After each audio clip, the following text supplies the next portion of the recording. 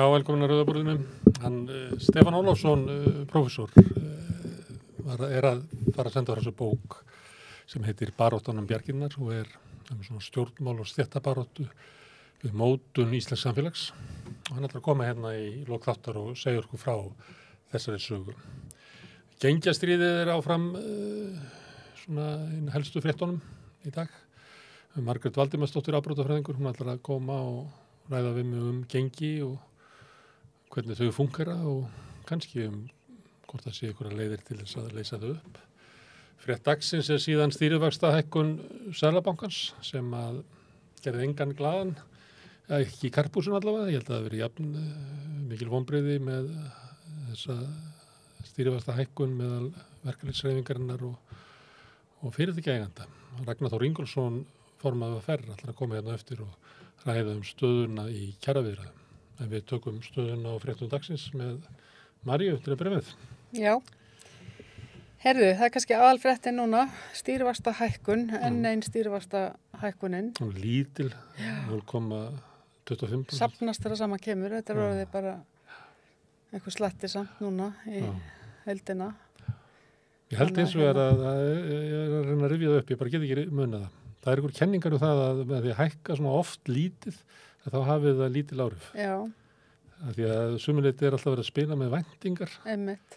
Og svona, þú getur soðið frosk með því að hækka alltaf 0,25 gráður og 2 mánaða fresti. Þannig að þetta er bara pointless aðgerð. Ég veit ekki, ég bara man eftir þessu þegar þú varst að segja það. Það er til svona kenningar. En það var allt vitlaust, veit ég. Og Ragnar kemur og segir okkur á því. Ragnar kemur og talar þetta aftur, já. Stýrivextirnir hins vegar, stundum gat maður svona birt lista yfir stýrivexti í heiminum og Ísland var á toppnum. Það er ekki alveg þannig lengur. Nei. Það er út af peningastjórn Bandaríkjanna. Gylfi Sóaka kom inn til okkar daginn og var að lýsa þessu. Þegar þeir svona draga að sér hendurna, þá getur það valdið vandræðum á nýmarkaðslöndum. Og til þess að stoppa fjárflotta frá þeim löndum, að þá hafa þau mörg gripið til þess ráðs að hækka stýrivexti. Svo mikið að þeir eru komin langt yfir verðbólguna. Þannig að það eru mjög jákvæðir stýrivextir. Þetta er ekki aðferð til þess að hemja verðbólgu, heldur þetta til þess að reyna að draga úr fjárflotta. Einhver leyti er Ísland svona nýmarkaðsríki. Já. Alltaf verið flokkuð þannig. Þegar við vorum að hækka í einhverjum skala daginn og allir voru að fagna, þá var það á svona nýmarkaðsríkja skala. Og það má heyra það þegar Ásgeir er að tala. Hann er að tala að gengið hafi gefið eftir, vonandi sé að stoppa það. Einhver leyti er Seðlabankinn að reyna að stýra þessu með vöxtum. Annað að hér er mikill hagvöxtur, svipaður í Bandaríkjunum. Þar er verið að hækka vexti miklu meirin í Evrópu, af því að þar í Bandaríkjunum ágætis hagvöxtur og það er verið að kæla hagkerfið. Það er ekki verið að gera það í Evrópu, þar sem að hagkerfið er allt og kalt og þar geta menn eiginlega ekki hækka vexti vegna þess að þá myndu bara keyra Evrópu ofan í kreppu. Þannig að það var svona fyrir 9 mánuðum, þá hefðu getað talað að Seðlabanki og Íslandi var að fara eitthvað alltaf að leiðir og aðri bankar. Já. En við getum það ekki alveg ennþá. Nei, núna erum við bara svona mainstream svolítið. Já, það Ásgeir gæti sagt að hinir eltu hann, en ég held að hann gera það ekki. Nei. En þeir byrjuðu í Seðlabankanum Íslandi að hækka undan hinum. Já. En hann er nýbúinn að segja, einhverju viðtali hann Ásgeir að það væri nú ekki útlit fyrir meiri hækkanir á næstunni. Og mér finnst hann hvergi almennilega útskýra það. Nei, það fær ekki rök fyrir því, Eina sem ég man eftir, fyrir utan það náttúrulega er bara meiri vöxtur í hagkerfinu heldur en var. Hann talar aukna einkaneyslu, hann talar þessar fólk færi til tenni og eyði meiru, það sem að safnaðist upp, þess að fólk gat ekki eitt, svona millistéttin, safnaði upp peningum í COVID sem núna eyða. Og svo voru merkjum það fyrir svona nokkrum vikum að húsnæðisverð væri tekið að hækka aftur. Þá kom mældist hækkun. Svo lækkaði aðeins aftur. Já, en það var í fjölbýli. Þá var það merkjum hækkun sem að bendi til þess að einhverja hugmyndir þeirra að stoppa hækkun á húsnæðisverði er ekki að ganga eftir. Og svo barmar hann sér líka. Þetta er erfiðara heldur en ég held. Þetta er, já. Og svo sem andstæðingar hans, sem andmælendur hans, ekki einstæðingar, benda á að þessum að hann að reyna, eða þeir og þau, að hemja verðbólgu sem að þriðjungi innflutt, verðhækkanir koma erlendis frá, vaxtahækkanir Seðlabanka stoppa það ekki. Þriðjungi hækkun á húsnæðisverði, það sem bara þessi breskveldi húsnæðismarkaður okkar bara heldur áfram að spinnast upp. Að það ekki hægt að hemja svona verðbólgu með því að hækka vexti. Nei. Þannig hann orðin bara, í einhverju baráttu með vopnum sem að býta ekki. Og svo kemur hann í fréttir og barma sér þetta sér svo erfitt. Já, þetta mjög sérstakt.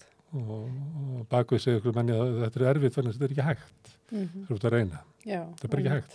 Það þú veldur eins og stórkostlum skada. Já. Þú ert að hækka greiðslubyrði á fólki 100.000 kall á mánuði. Það nefnilega málið. Ég meina, þetta minnst einhvern veginn svo undarlegt einmitt og með svona lélegum rökum sko. Af því þetta náttúrulega bara svo hrikalegu skadi fyrir bara almenning. Já, hluta almennings. Já. Þeir sem að lenda í vandræðunum eru þau sem eru með að hafa keypt húsnæði á breytilegu vöxtum, allir sem voru náttúrulega mannaði til að kaupa hérna. Verðbólgan kemur svo til hinna líka, en bara í 9% ári. Og núna fyrir jólin þegar fólk að... Já, hækkar líka húsnæðiskostnaðurinn, því að það allt bundið neysluvísitölu. Herðu, en við ræðum með Ragnar þetta. Já, á eftir. Herðu, svo það dönsku stjórnmálin. Það svona, nýfrjálshyggjan. Já, Mette. Hún með stjórnarmyndunar umboð, ég held að sé samt ekki alveg þannig. En hún allavega með stöðuna. Það samt eitthvað svoleiðis, það var eitthvað verið að tala að hún fengi... Já, hún búin að tala við alla flokka oft, minnum hafi sagt að það eru búin að eiga 40 eða 60 fundi, ég man ekki hvað það var. Niðurstaðan svo að hún búin að fella 4 flokka út úr umræðunum. Og það hægra megin það Danmerkur demokratandir og 9 borgarlegi flokkurinn þetta. Sem eru svona á slóðum danska þjóðarflokksins og kannski hægra megin við hann. Og svo hins vegar einhilllistan sem eru gamlir kommunistar og róttæki sósíalistar. Systurflokkur sósíalistaflokksins eða væri eitthvað svoleiðis. En ég heldur bara að systurflokkur VFG en það líka sósíalíski þjóðarflokkurinn líka systurflokkur VFG. En þeir fara á líka hvað heitir alternatívet sem svona vinstri píratar einhvern veginn svoleiðisflokkur. Þannig þeir að fella það í burtu og þannig þá að mynda ríkisstjórn svona á miðjunni að hætti Katrín Jakobsdóttur. Og sömuleyti kannski svona svipað og minnst Kristrún verið að tala svolítið inn á miðjuna og hún vill ekki afneita því að mynda ríkisstjórn með Sjálfstæðisflokknum. Og Framsókn tala líka svona að enga öfga. Ég veit ekki hverju voru öfgarnir, það hefði ekki verið við og sósíalistum og miðflokkurinn eða eitthvað, ég veit ekki. Og það er svoleiðis ríkisstjórn sem á að mynda í Danmörku, sem þá stofnanaflokkarnir, 4 flokkurinn í Danmörku, ætlar að mynda ríkisstjórn. Akkurat. Og einhver kann að finnast það að vera snjallt, en það náttúrulega flokkarnir, nýjir flokkar, eru mynd af einhverju sem í samfélaginu. Og það spurning hvort það sé snjallt fyrir stjórnmálin að taka ekki tilliti til eins og var í hér, ekki taka tilliti til sósíalistana, ekki píratana, ekki flokk fólksins. Já, hlusta ekki á þessar nýju raddir í samfélaginu. Nei, það bara vesen. Og nú ætlum við bara gömlu stofnanaflokkarnir að mynda ríkisstjórn eins og var gert in the old days. En það þýðir náttúrulega að stjórnmálin ekki að svara alls konar svona, hvað við segja, væntingum og kröfum út á samfélaginu. Sjáum hvert þetta fer í Danmörku. Já, einmitt. Herðu, málana núna líka. Það leki í lögreglunni og búið að leka myndbandinu af hnífaárásinni í Bankastræti talið meira leki og ég var að segja þetta Grímur Grímsson hefur staðfest það. Þetta var í Grani úr spaukstofunni sem hefði gert þetta. Menn þess að þeir tóku mynd af farsímann sinn af tölvuskjá og spiluðu hjá löggunni. En föttuðu ekki að það sést að þetta tekið? Í löggegrunninum. Svolítið klöfulegt. Það er einhver lögga sem Já. Það einhver í löggunni sem að leka af einhverjum svona til þess að skapa einhvern óró innan löggunar. Það var lekið daginn yfirheyrslunum yfir pappa ríkislögreglustjóra. Jú, einmitt. Það líklega gert þess að grafa undan henni. En ég áttum ekki alveg okkur verið að leka þessu. Nei, en heldur þetta sé sami einstaklingurinn eða sama? Ég held að sé bara einhver óró innan lögreglunar sem að við vitum ekki fjölmiðlun ekki að fjallum það einhver gríðarlega átökan inni sem við náum ekki utanum kannski að því að fréttaflutningurinn alltaf orðin þannig það alltaf verið að tala bara við svona yfirvöld við dómsmálaráðara, ríkislögreglustjóra saksóknara, formann við vorum með formann lögreglufélagsins í gær, einmitt minnst að menn ættu nú að fara að tala bara við almenna lögreglumenn og reyna aftur að segja hvað gengur það ná hvað sé í gangi? Örugglega mikið álag á þeim, mikið talað í kaffistofunni gengjastríð og hvernig á að bregðast við mögulega líka bara mögulega ótti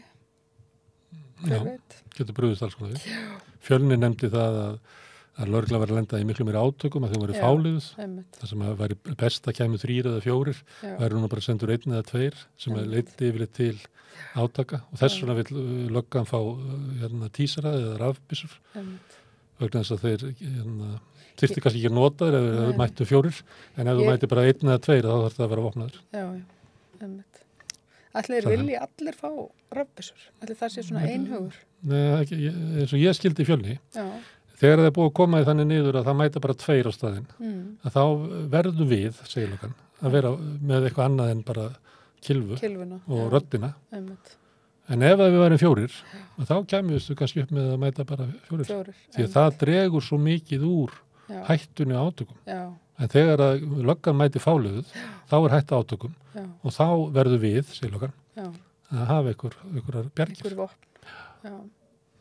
Þetta er athyglisvert Hvað er það að vera? Já, herðu,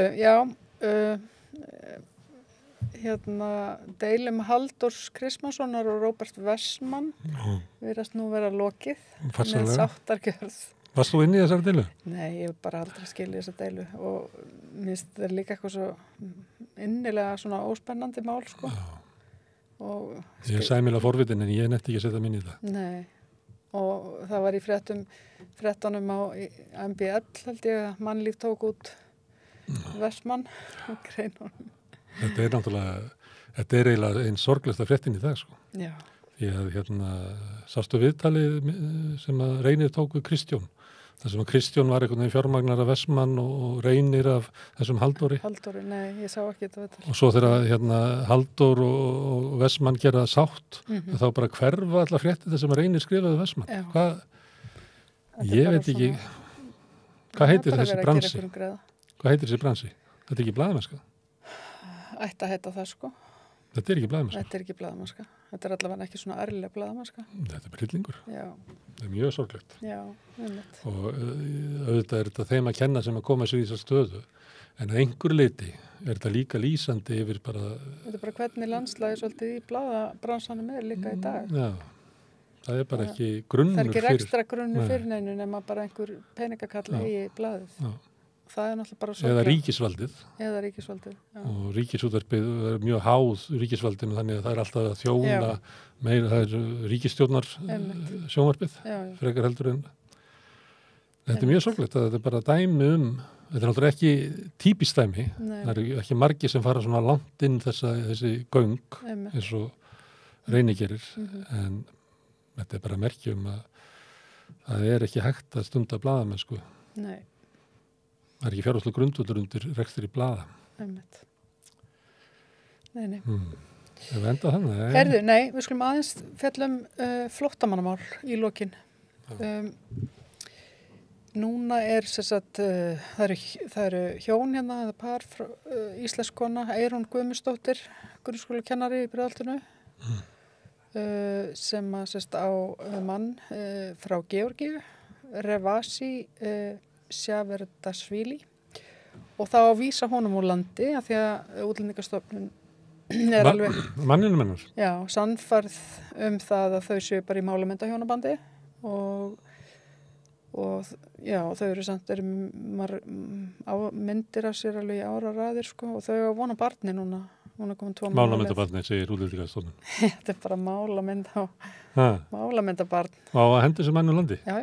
Og að samfæra okkur það að þetta sé óvinnur ríkisins og við verðum að losna hana mann. Já, það sé svona. En við getum ekki haft gott samfélag en nema þessi maður verið augljóslega, já. Ljóta. Og þau eru bara eitthvað svona veltaði fyrir sig hvert þau geti farið þá. Og hún bara með honum náttúrulega. Erum við mannstættir rússnesku hjónunum sem voru hérna að mótmæla? Já. Náðu meðlans tali af Katrínu Jakobsdóttur og Jú.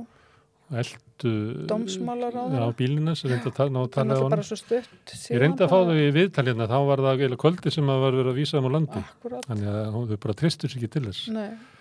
En hann Anton Garbar, að sendi mér hérna, hann kallaði sér núna Antonio. Já. Þau voru sendið til Ítalíu. Já. Og hann er að segja sko þegar niðurstaðan kemur að ég vísa þeim á landi að þá er sagt að það verið vel tekið á móti þeim í Ítalíu hafi skuldbindingar út af Dyflinnar reglugerðinni og alls konar og þau getur fengið bara góð aðstöðu á Ítalíu. Síðan hafa þau verið á götun á Ítalíu. Þau hafa farið frá Mílanó til Rómar og einhverja fleiri borga og alls það er svarið að það er ekkert pláss fyrir hælisleitendur í þessari borg. Já. Þið getið farið í einhver sótt einhverja aðstöðu en það er lágmark 5 eða 6 mánuðir sem að það tekur. Þannig að þau eru á götunni og verða á götunni í vetur. Þetta er sko hvernig, en sko svo eru sjálfstæðismenn að halda því fram ítrekka að þetta sé bara allt tómu villis með ástandið bæði á Ítalíu og Grikklandi. Nei, fólk fær alveg húsnæði. Já. Birgir Þórarinn sem kom og sagði það að fara til Grikklands og síðan þetta verið bara allt í lagi og það var bara allt rámt sem að flotta fólki segði og þannig að þetta er bara hræðilega sorglegt. Það er svo óskiljanlegt að fólk sem að bara virðist vera bara fínir borgarar til í að vinna og gera, standa sína plikt og nei. Bara út með ykkur. Herðu, þetta komið í bili. Ég ætla að breyta þess starfskránni, af því að ég veit að hún Margréti tímabundin en Ragnar sagðist hafa nógan tíma, þannig ég ætla að fá að tala við Margréti á undan Ragnari. Við ætlum að tala gengi og ofbeldi eftir augnablik við Margréti Valdimarsdóttir afbrotafræðing sem að ég held að hafi bara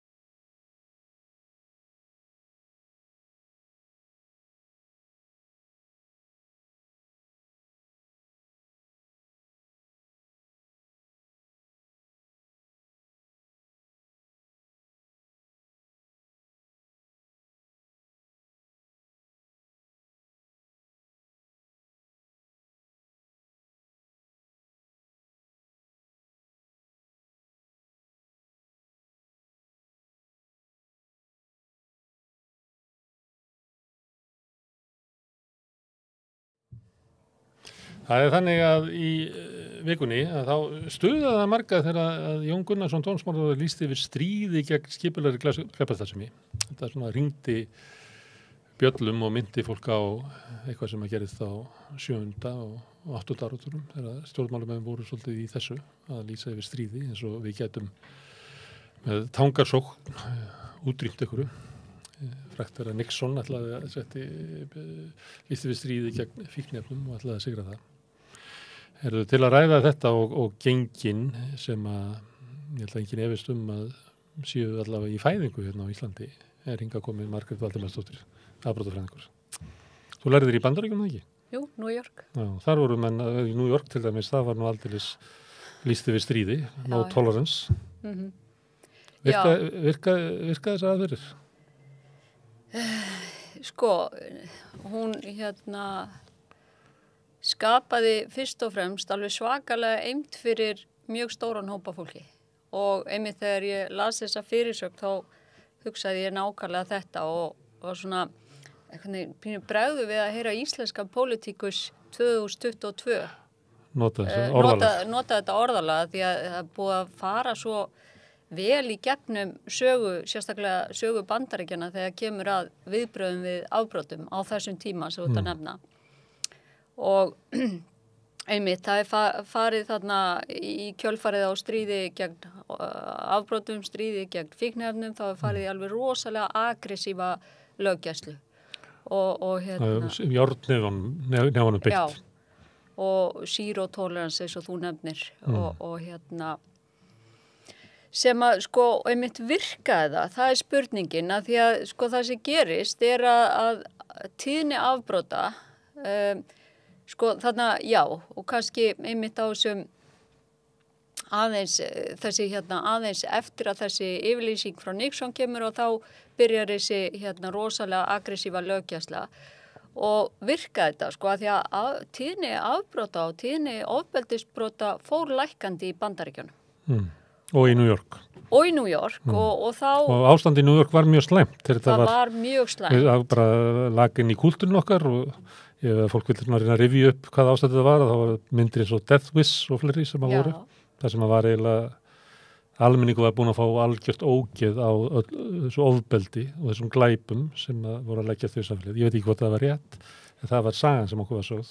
Já, það var sko örugglega ýkt að einhverju leyti en þó það var auðvitað mikið vandamál tengt sko hörðum fíkniefnum, svona krakkneyslu og í mörgum stórborgum í Bandaríkjunum, ekkert bara í New York. En svo aftur á þessari spurningu virkaði þetta, þá sko ofbeldisbrotum fækkaði í New York. En þeir fækkaði líka eins og í San Diego, þeir fækkaði líka í borgum í Bandaríkjunum sem fóru ekki í samskonar löggæslu. Fóru ekki í þessa zero tolerance policing eins og var gert svo harkalega í New York borg. Og svona almenna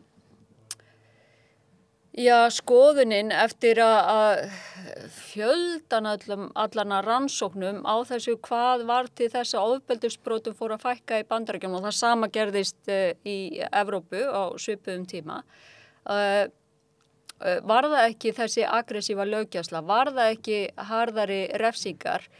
Sko, kannski að einhverju leyti, en það hefur þó bara verið að litlu leyti og afleiðingarnar urðu svakalegar og vegna þess að sko það er mikilvægt að fólk sem er að beita samborgara sína ofbeldi að þeim sé refsað á einhvern hátt og suma þarf hreinlega að taka tímabundið úr umferð, þar að setja það með því að og eigum ekki að sætta okkur við það. Við eigum ekki að sætta okkur við það, það er alveg þannig, en sko stæðsti hlutin af þeim sem bar þungan af þessari hertri refsilöggjöf í Bandaríkjunum voru fólk sem hafði ekki verið að beita ofbeldi, fíkniefnaneytendur og því líkt og fátækt fólk sem var tekið í verslum fyrir að stela og svo framvegis.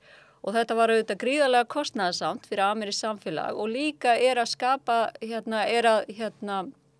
mörg svona áratugum seinna að það voru þetta orðið til þess að sko mörg hverfi eru í raun og veru bara eyðilögð í Bandaríkjunum af því að fyrsta lagi að bara karlarnir úr hverfinu eru bara farnir á brott inn í fangelsin og börn eru að alast upp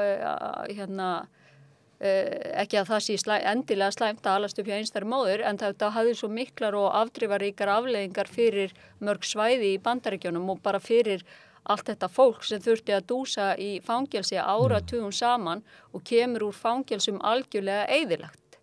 En það var margt annað sem var að gerast á sama tíma sem hafði líklega meiri áhrif á lækkandi tíðni ofbeldis og afbrota heldur en þessi aggressífa löggæsla sem getur haft svo svakalegar neikvæðar afleiðingar líka. Þú talar eins og þetta sé svona viðurkenndur lærdómur á þessu tíma. Þá ertu líklega að vísa bara í fræðasamfélagið. En það er ekki þannig í stjórnmálunum.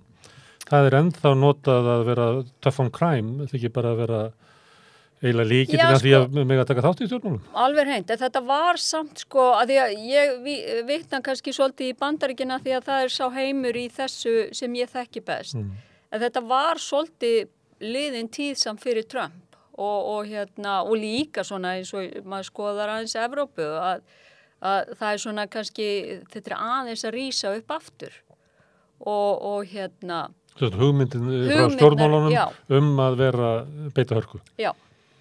Og en í fræðunum. Og yfirleitt kemur þetta frá stjórnmálunum frekar heldur en til dæmis frá lögregluliðinu eða kerfinu eða hvað?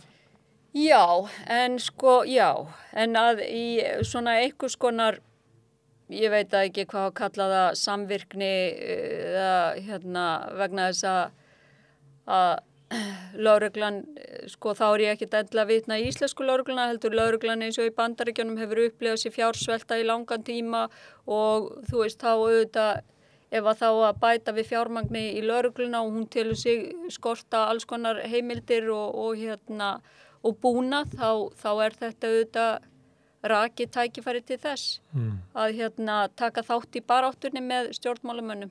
En já, þetta er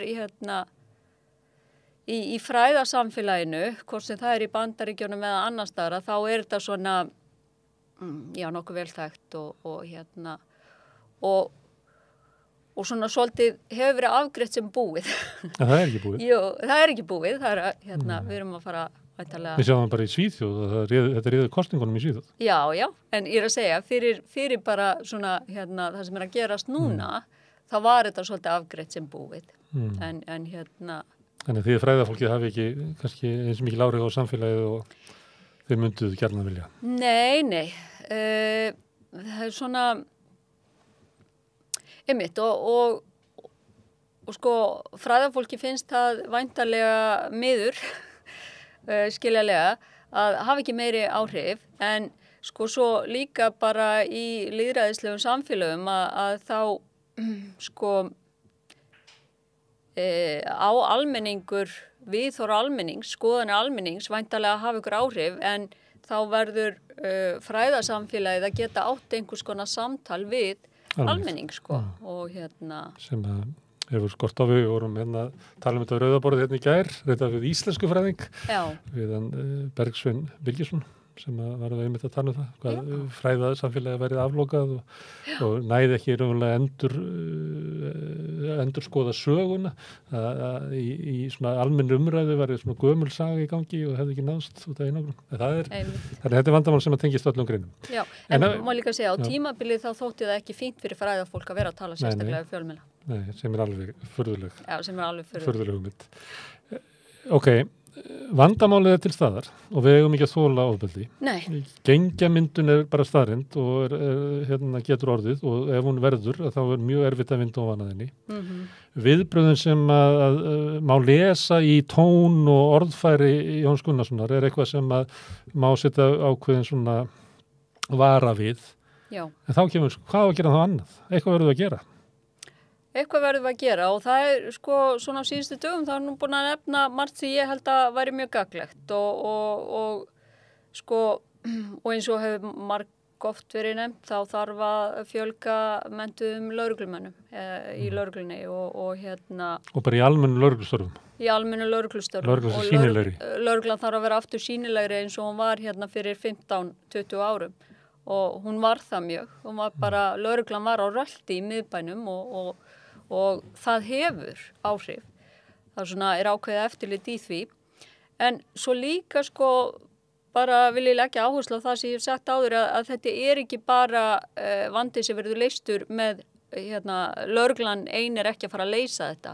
Þetta þarf að það þarf aðeins að ráðast á rótinni og ég skil að það sé svona flóknara fyrir fólk einhvern veginn að leggjast á bak við þá hugmynd af því að þegar við ráðumst á rótinni að þá sér maður jákvæðar afleiðingar af því seinna það tekur svona og óskýrara og heldur en bara að handtaka fleiri, þyngja dóma og láta lögregluna hafa rafbyssur eða rafvopn og það svona fyrstu viðbrögð. Það svona fyrstu viðbrögð og gefa lögreglunni aukna rannsóknarheimildir. Kýla tilbaka. Já, það svona fyrstu viðbrögð og eitthvað af þessu getur verið gagnlegt á einhvern hátt.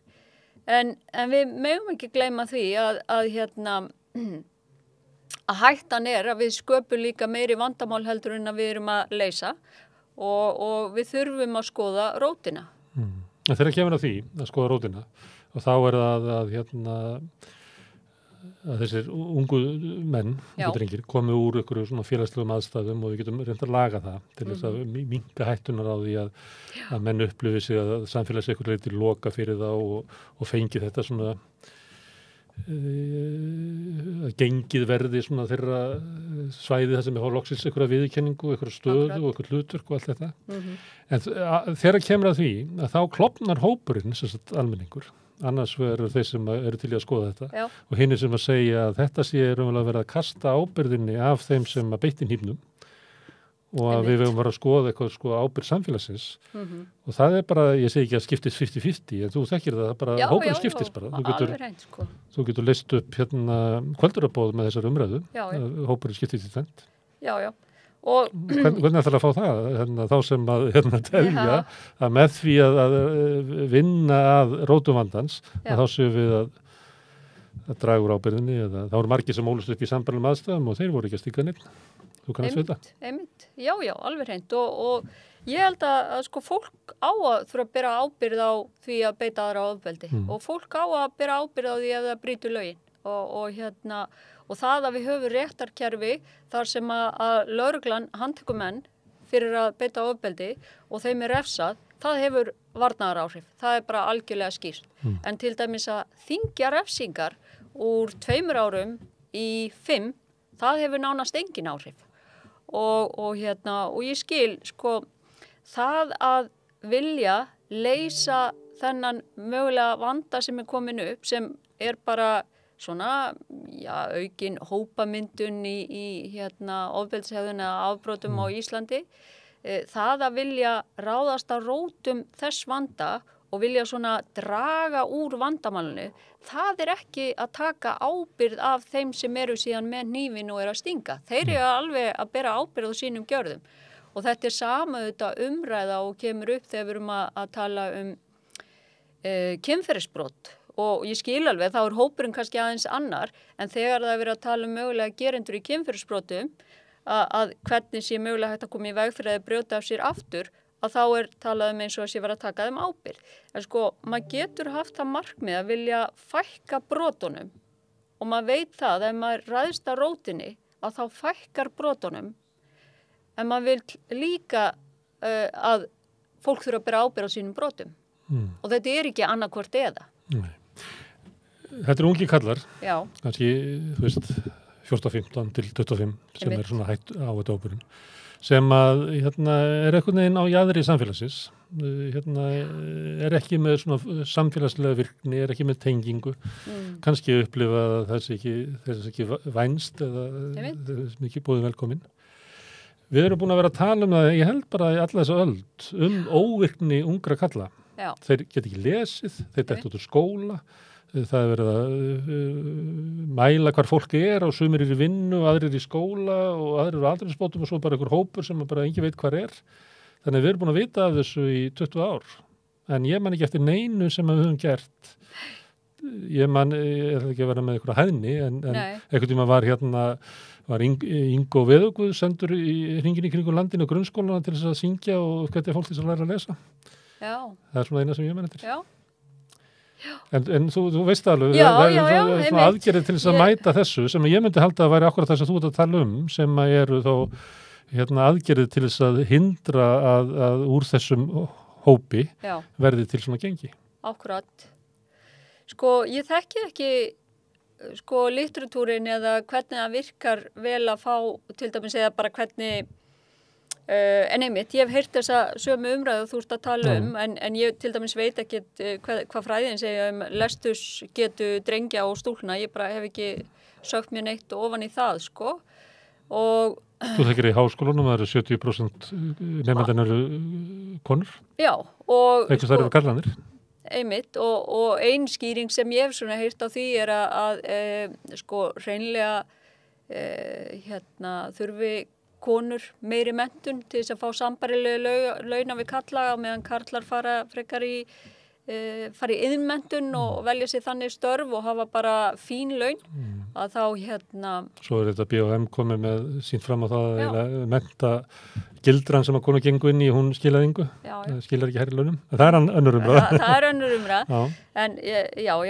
En en það er samt þannig, bara sá fyrirveri, ég er ekki alveg inn í þessari, hvað er hægt að gera til að virkja drengi sérstaklega eða hvort að þurfa að virkja þá sérstaklega en að minnstakosti ef við förum bara aftur að þessari hegðun og þessari hópamyndun og þessu ofbeldi og þessum afbrotum að þá eru þetta fyrst og fremst ungir karlar og sko, ég meina einhverja rannsóknir sína það til dæmis að unga stelpur sem búa við samskonar aðstæður og þessir ungi kallar að það séu aðeins meira í sjálfskaða og séu ekki svona út af við í einhverjum hópum en þó sjáum við náttúrulega önnu dæmi það líða eins mikið þótt að viðbrögð er að séu með öðrum hætti. Við erum að tala um viðbrögð karlarna að búa til gengi. Akkurat. Og sko, svona almennt í rannsóknum, þá sjáum við það að nákvæmlega bara eins og þú ert búin að vera að nefna, þessar aðstæður sem þú ert búin að vera að nefna, þetta eru hópar og sem upplifa samsama sig ekki einhvern veginn í samfélaginu og tengi ekki við samfélagi heild og ekki að ná árangri með þessum hefðbundnu leiðum og viðurkenndu leiðum í skólakerfinu og fá ekki virðingu fyrir að vera einmitt góði námsmenna því að þeir eru það ekki og þeim gengur ekki vel og það er náttúrulega hluti bara mannlegu eðli að vilja tilheyra og að fólkið í kringu þig beri virðingu fyrir þér og þú svona náir einhverjum smá árangri og þá er þetta leiðin og það sem við þurfum auðvitað að skoða er bara að hvaða aðrar leiðir geta þessir ungu strákar fundið til þess að tengjast hópum, til þess að upplifa að þeir skipti máli, að þeir séu einhvers virði, án þess að í staðinn fyrir að þeir fari þessa leið. Og sko, það hefur náttúrulega, það er einhverja rannsóknir sem sýna það að þegar að til dæmis farið í einhvers konar átak þar sem að það reynt að fá þessa stráka meira inn í íþróttir að það hefur virkað á einhvern hátt og það hefur líka bara eins og í Bandaríkjunum sýnt sig að þegar að í svona erfiðum eða ekki erfiðum en í hverfum þar sem eru mikil fátækt og hafa verið félagsleg vandamála ef það er þeim strákum þar er gert kleift að stunda íþróttir og taka þátt í því og finna einhvern árangur þar, að þá kemur dregur það úr því að þeir fara í svona hegðun. Það væri einleið og það er að ráðast að rótinni. En að því við vorum það hafa komið fram fréttir að nýting á frístundakortinu sem ætti að vera akkurat til þess að hvetja fólk til þess að tekja svona, er minnst í hverfum þar sem eru flestir innflytjendur og flestir fátækir. Já. Vegna þess að frístundakortið virkar ekki sem lausn á þessu sem þú ert að tala um. Því að þeir sem eru fátakastir og mest í aðarsettir ætti að fá ekstra stuðning til þess að tengjast inn í íþróttahreyfinguna. En við erum með það og höfum vitað þetta lengi. Þetta er gamla fréttir, sko. Þetta kom ég held að fyrir 10 árum sem ég heyrði þetta frétt fyrst, sko. Að frístundakortið lægi ónotað upp í Breiðholti. Já. En við gerum ekkert. Nei, algjörlega. Og þetta er það sem við getum gert með nokkuð einföldum hætti. Að hlusta bara á viðvörunarbjölluna sem er að hringja. Kostar ekkert svakalega mikið peninga fyrirhöfn og gæti bara skila góðum árangri. Ég er með doktorsgráðu og hef alist upp í íslensku samfélagi bara alltaf, fyrir utan nokkur ára einhvers þar í útlöndum. Mér finnst flókið að nota frístundakortið. Þannig að það er ekki skrítið að þetta sé hópur sem að bara... Gallinn við það er að þú færð sko styrk til þess að kaupa tónlistatíman, en ekki fyrir að kaupa hljóðfærið. Einmitt. Til þess að greiða æfingagjöldin, en þú átt ekki búning. Einmitt, og það er náttúrulega líka auðvitað, og það er vandamáli, það er megin vandamáli og afsakið þessar já, það er bara algjörlega megin vandamáli og svo líka að því að Ísland hefur verið að breyta svo mikið og meiri fjölbreytni og fólk með ólíkan bakgrunn og þurfum við svolítið að skoða bara hvað getum við gert þannig að allir séu hér líði eins og séu hér velkomnir og hafi sama aðgang að öllum tækifærum og við þurfum að algjörlega fara í naflaskoðun á því og þetta... Hvert og eitt okkar? Nei, hvert og eitt okkar alveg, það væri alveg gagnlegt líka en ég er að segja að þetta er á ábyrgð stjórnvalda að leggjast yfir þetta og það þarf að skólinn, grunnskólinn er auðvitað það er skólaskylda á Íslandi, það er bara kjörin staður til þess að ná til allra krakka og byrja að snemma. Grunnskólinn á náttúrulega að vera lýðræðis vettvangur þar sem allir geta notið sín. Já. Annars virkar það ekki. Og það þarf að... Ég nefndi hvert og eitt okkar, af því að við höfum svolítið talað um að við rauðaborðið er viðbrögð Íslendinga við íslensku með hreim eða ekki fullkomni íslensku. Já. Og maður heyri það þegar maður lendir í hópi unglinga að íslenskan er að breytast mikið. Já. Og umkvartanir þeirra sem að tala íslensku með einhver hreim er það að þú farið lenga frið. Það er allir að finna að þessu. Þannig að þú upplifir, að því að þetta þarf að vera upplifa við sér velkomin, að ef það er alltaf eitthvað svipur í hvert skipti sem þú opnar munnin, að það er náttúrulega endalaust verið að segja við þig að þetta samfélag sem er hér er ekki fyrir þig. Einmitt. Já, og það þú veist, kemur hvert og eitt okkar, eins og þú nefnir, en og við verðum auðvitað bara að taka það til okkar sjálf, en ég er að segja að þetta er samt að ábyrgð stjórnvalda. Þetta er ekki, við læknum þetta ekki með vitundavakningu. Nei, einmitt, en vitundavakning getur alveg verið gagnleg og en það er eitt sem mér langaði að segja, fara aftur að þessu að því þú varst að tala um að hópurinn skiptist í tvennt og þannig að hópurinn sem er búin að fá nóg og vill bara refsa og harðari löggæslu og svo hópurinn sem vill fara í rótina er að einmitt, maður skoða bara kommentakerfin síðustu daga við svona helstu fjölmiðla og sér athugasemdir og þetta er einmitt, það er bara einhvers konar svona stríð þarna á milli þessara hópa og það er rosa mikið af svona athugasemdum, fólk sem að leggur til að skoða rótina, það greinilega þekkir ekki fórnarlömb. Þú segir þetta þanga til að þú þekkir eitthvað sem hefur orðið fyrir barðinu á þessum ofbeldisseggjum eða einmitt að þetta sé einhvers konar, þú viljir ekki leyfa fólki að bera ábyrgð, að láta fólk bera ábyrgð á broti sínum og allt það. En sú hugmyndafræði sem liggur þar á bakvið er svolítið einföld, en algjörlega skiljanleg að samfélagi skiptist í tvo hópa.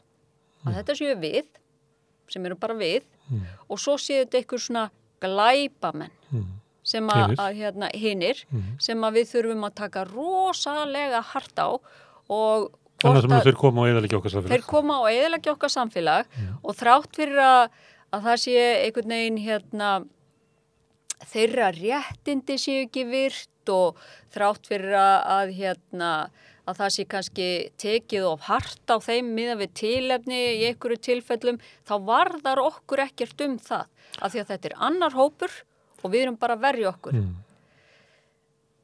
En þetta er ekki svona. Þetta er bara, við erum umræðan er svona, en sko, flest þekkjum við fólk sem hefur brotið af sér. Og það er, sko, og flest í raun og veru höfum við einhvern tíman brotið af okkur sjálf. Ef við hugsum bara aðeins tilbaka að ég meina við höfum ekki öll ráðist inn á skemmtista með hníf í hópi annara, en við höfum gert eitthvað og svo ganga sumi lengra en við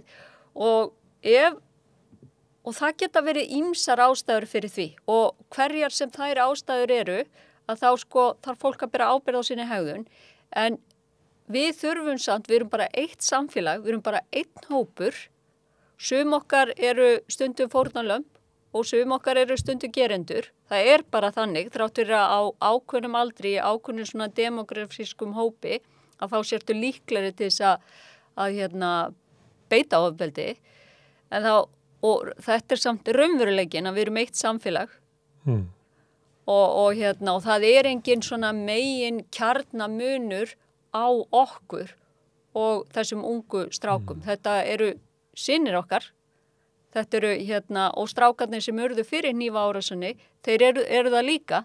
Þetta er bara, þetta eru ungir karlar sem búi í okkar samfélag og hluti af okkur. Byrjum á að tala að ummæli Jóns Gunnarssonar stríðið hefði verið svona svolítið stuðandi. Já.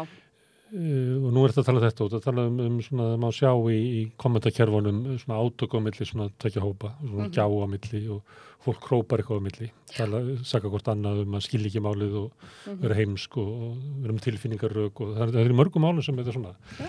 Í þessu máli sem þetta er þóttið alvarlegt, þessi árás í bankastætti, hún er alvarleg og mjög sláandi. Já. Vantar ekki svolítið upp á það að sé einhver sem að talar inn í samfélagið af einhverju viti, sko? Hvernig þá?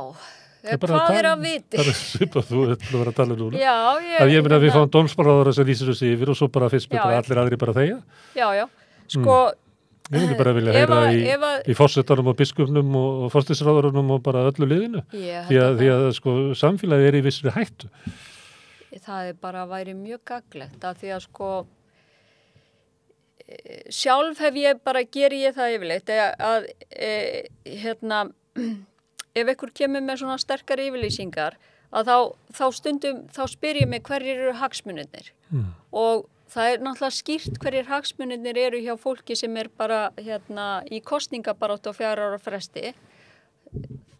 Auðvitað fer fólki í pólitík til að gera gagn og allt það og ég efast ekki það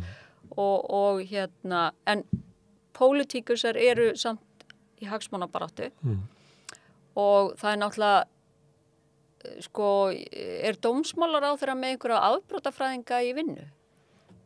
Er einhverjir sem hafa... Þú veist það? Já, nei, ég spyr, ég veit að svarið. Þetta er bara í Brynjar Níelsson.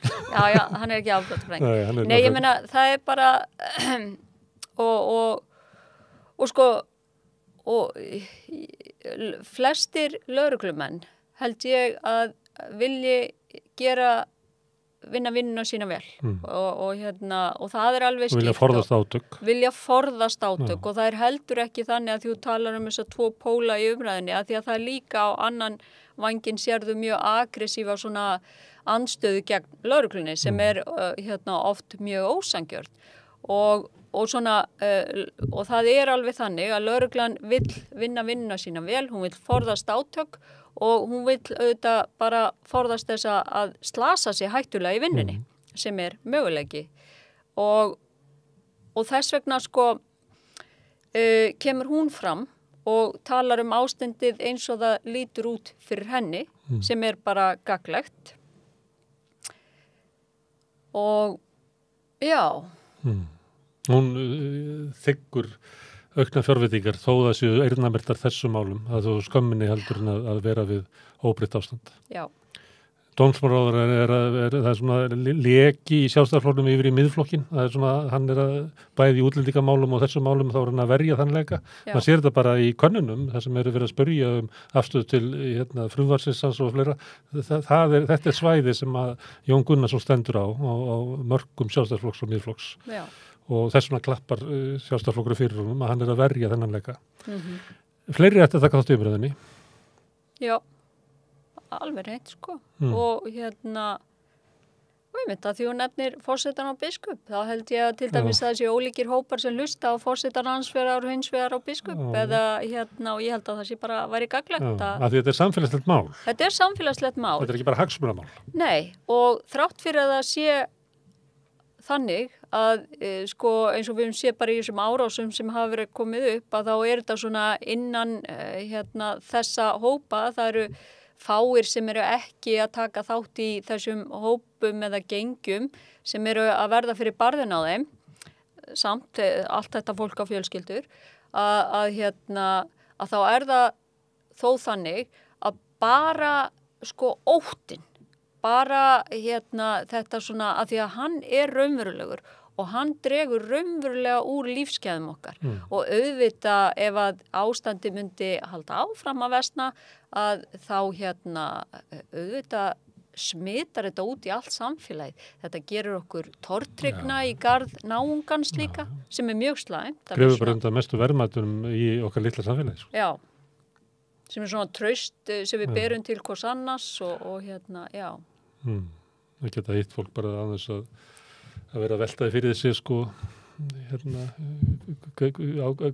hver eru fyrirætlanir þess? Já. Herðu, Margrét, gott að tala við þig. Kannski reynum við að fá biskupinn og forsetann. Já, gangið þig. Höldum árum að tala þetta, mikilvægt mál. Nú ætlum við að tala annað mikilvægt mál sem eru kjarasamningar og hvernig seðlabankastjórinn að skemma viðræðurnar. Eftir augnablik Ragnar Þór Ingólfsson.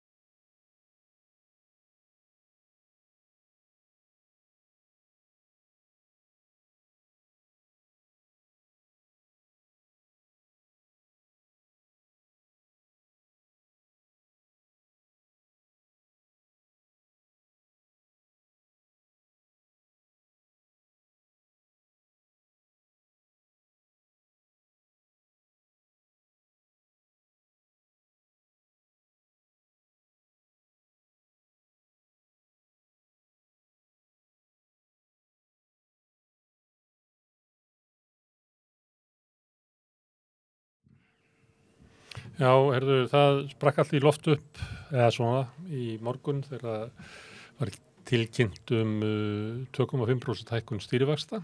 Það var vonbrigði í Karphúsinu þar sem að sátu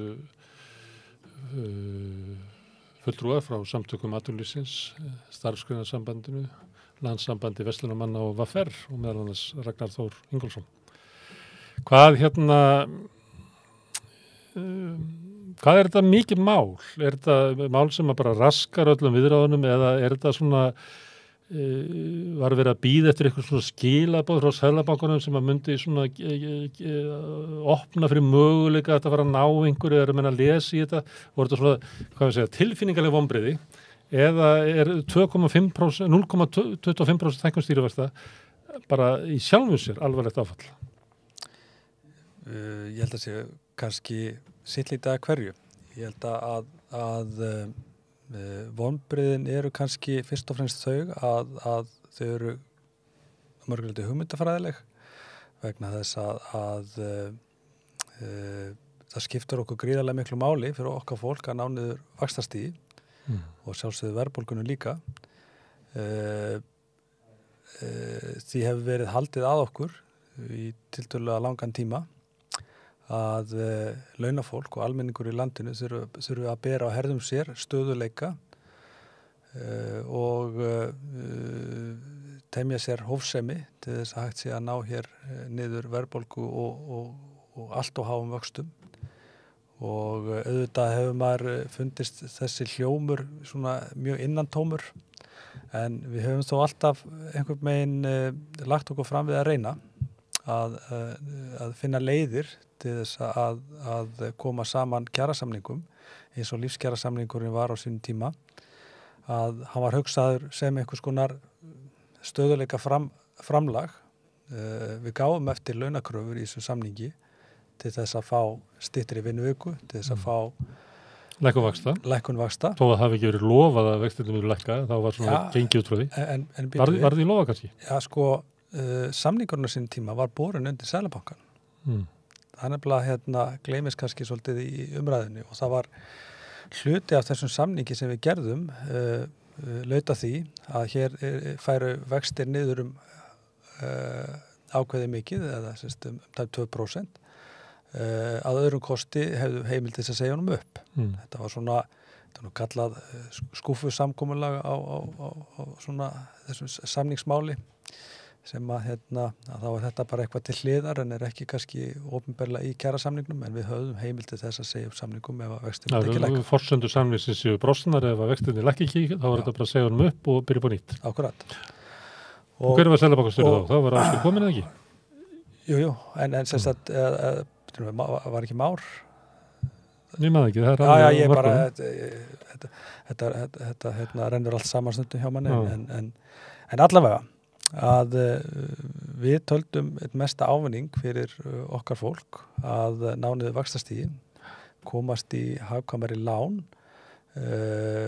og svipu lánakjör eins og gengur að gerast á Norðurlöndunum og það var okkar markmið og samhliða því átti að þrengja til dæmis að verðtryggðu lánunum sem eru víðast hvar í siðmönduðu löndum ólögmætt til neytenda en það algjör glæpa lán og það vita flestir sem hafa tekið verðtryggð lán hvernig þau eru og hvernig þau þróast og það var hluti af samkomulaginu við stjórnvöld og það er farið í breytingar á þessu og það er þrengt mjög að tilvist verðtryggðra lána og eftir Ásgeir kemur þessi Seðlabankastjóri þá er farið í mjög skarpar vaxtalækkanir og samhliða því vildum við klára mál eins og taka húsnæðisliðin úr vísitölunni og sömuleiðis líka klára það að þrengja að verðtryggðu lánunum vegna þess að leið og við erum komin á þann stað að fólk hefur efni á að taka óverðtryggð lán og borga af þeim að þá verður að þrengja hinnum valkostunum. Sérstaklega vegna þess að ef þú ert ennþá með þennan valkost inni 40 ára verðtryggð jafngreiðslulán þá getur hver sem keypt sér íbúð. Eða skuldbundið sér skilur. Það er ekki gott.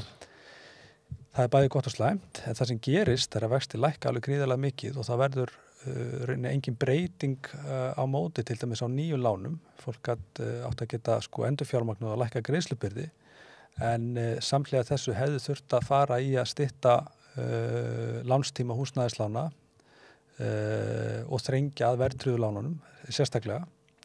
En samlega þessu út af því að þarna kemur náttúrulega stór kaupendahópurinn og húsnæðismarkað, verður svona hálfgert áhlaup út af rosalega mikilli lækkun og skarpri lækkun vaxta og samlega því að þá ríkur húsnæðisverð upp úr öllu valdi og flestir vita hvernig það síðan endaði og hefur endað að hér hefur verðbólga verið í hæstu hæðum vegna þess að húsnæðisliðurinn inn í vísitölunni.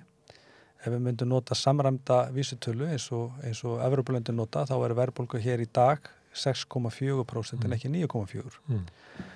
Og þetta í rauninni bara risastór risastór hagstjórnarmistök Seðlabankans sem að Seðlabankin hefur neitað að gangast við og viðurkenna, en blasa alveg við. Sem hækkun húsnæðisverðs á tímum lágra vaxta.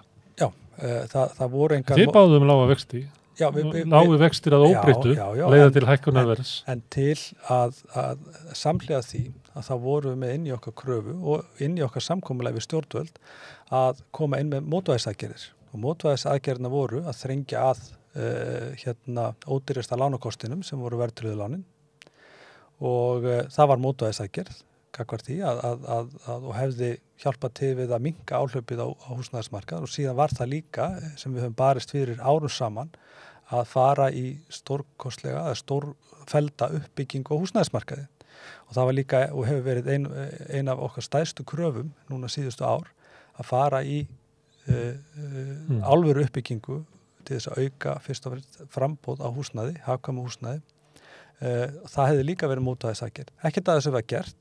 Seðlabankinn og stjórnvöld réðu þarna algjörlega för og bera algjörlega og ein ábyrgð á því hvernig fór á húsnæðismarkaði eina ferðina. Og það var ekki vegna þess að þau voru ekki vöru við því að við vildum ekki fara í eitthvað svona mótvægi, heldur bera þau ábyrgð á svo hafa ekki viljað gangast við því. Það sem við höfum síðan setið uppi með núna inn í kjarasamningunni náttúrulega bara gríðarlega hátt vaxtastig og það sem erfitt í þessu núna og hefur verið að við náum ekkert utanum stöðu fólks sem að til dæmis með óverðtryggð lán á breytilegum vöxtum og fór ekki í vaxtafrystingu. Þar hefur greiðslubyrði hækkað miklu meira heldur við höfum í rauninni 10.000, jafnvel 100.000 pluss. 100.000 pluss. Við erum með dæmi bara, við erum með greiðsluseðla frá fólki þar sem að greiðslubyrði er hækkað 120.000. Og þess að standa undir 120.000 króna aukinni greiðslubyrði bara á þessum eina lið að þá þurfum við að senda við 200.000 kall í launahækkun. Þetta ekki vinnandi verk. Seðlabanki svaraði þessu með því að gera úttekt á hópnum sem eru með breytilega vexti og komst til að þeirri niðurstöðu að það væri ekki alveg svona slæmt. Hópurinn væri minni, að meðaltali hefði þetta bara hækkað 16.000 kall á mánuði. Þetta náttúrulega svo mikil fyrra Pípið á þetta. Þetta nú bara eins og hverjunu vitleysa sem hefur komið frá Seðlabankanum. Þetta eins og að segja skilir og fullir það að hér hafi leiguverð lækkað. Að það þetta að hrekja þetta bara með mjög einföldum staðreyndum og tölum. Allir sem eru á leigumarkaði vita það að leiguverð hefur ekki lækkað. Það allir leigusamningar vísitölutryggðir og leiga hefur ekki lækkað. Hins vegar hefur mældlega út frá þinglýstum leigusamningum, hún hefur lækkað og það fyrst og fremst vegna þess til dæmis að félagið svo Bjarg sem ég nú hluti af og verkalýðshreyfingin við lækkuðum leigu umtalsvert 20% og meira út af því að við fengum hagkvæmari fjármögnun á okkar lánasafn, þessi langtíma fjármögnun á þær íbúð sem við vorum með, mun hagkvæmari fjármögnun heldur við reiknuðum með þegar leigan var reiknuð upp af við. Þetta hefur mjög mikil áhrif á þessar mælingar. Líka það að þeir sem eru með hærri tekjur og eru að leigja dýrar íbúðurnar, að þeir hafa ekki fjárhagslegan hag af því að þinglýsa samningunum. En það fyrst og fremst þeir sem hafa möguleika að fá húsnæðisbætur sem hafa hag af því, leigjanda megin og hinum megin hefur engin hag af því að þinglýsa. Þannig það má ætla að því sem að tíminn líður og tekjutengingarnar í húsnæðisbóturum hafa meiri áhrif að það drægi úr þinglýsingu dýrar eigna. Já, og svo þetta bara það fái samningar að það engin leið að taka einhverja vitræna afstöðu til þess að lesa það út úr svona litlu mengi sérstaklega þegar að ég veit að við í Bjargi, við erum með 700 íbúðir, hafði þó þessi áhrif á. En varðandi daginn í dag, já. Þegar að 2,5% koma, því að þú fórst svolítið að lýsa erfiðleikunum með því að ná saman samningum í kjölfar lífskjara samningana, þar sem enn eru óefnd alls konar loforð, þróun á húsnæðismarkaði fór á slæman veg og það er erfitt að ná saman samningum, af því að staða fólks er ólík. En ef við bara tökum þessi skilaboðin sem koma frá Seðlabankanum, hvernig túlkið þið þetta? Það sem við erum túlkum í þessu er ekki endilega kannski hversu mikil hækkunu var eða hversu lítinu var. Heldur bara raunni að þarna kemur hækkun og við erum í miðjum kjarasamninga viðræðum. Við sýndum ábyrgð og stöðuleika þegar við gerum síðasta samning og erum að vinna eftir ákveðinu hugmyndafræði sem að ég ætla svo sem ekki að fara kannski nánar út í þessum þætti. En þetta er rauninni bara það sem að Seðlabankinn rauninni gerir í dag, hann ýtir þessari hugmyndafræði út af borðinu að hér sé hægt að vinna að einhverjum markmiðum með lægri verðbólgu eða lægri vöxtum með einhverju svona breiðri skírskotun í samstarf stjórnvalda, verkalýðshreyfingarinnar og atvinnurekenda og Seðlabanka og telur sig ekki vera hluta af þessu einhverju samkomur geta aldrei verið hluti af einhverju sem að verkalýðshreyfingin aðalega vinnumarkaðis er að semjum þrátt fyrir til dæmis að hafa lýst yfir í síðustu hækkun að nú var hann að kasta boltanum yfir til aðalega vinnumarkaðins og svo segir hann núna að hann hafi ekkert með vinnumarkaðin að gera, hann sé fyrst og fremst að hugsa eitthvað annað. Síðan heyrum við gaukað á hliðalínunni eins og til dæmis í síðustu stýrivexta hækkunum þegar bæði Gylfi Zoëga hafa sagt og hann Þórarinn hafa talað það, oftar en einu sinni, oftar en tvisvar, að hér geti stýrivextir ekki verið neikvæðir og þetta hafa þeir bara sagt opinberlega og Ásgeir kemur nú sjálfur úr fjármálakerfinu og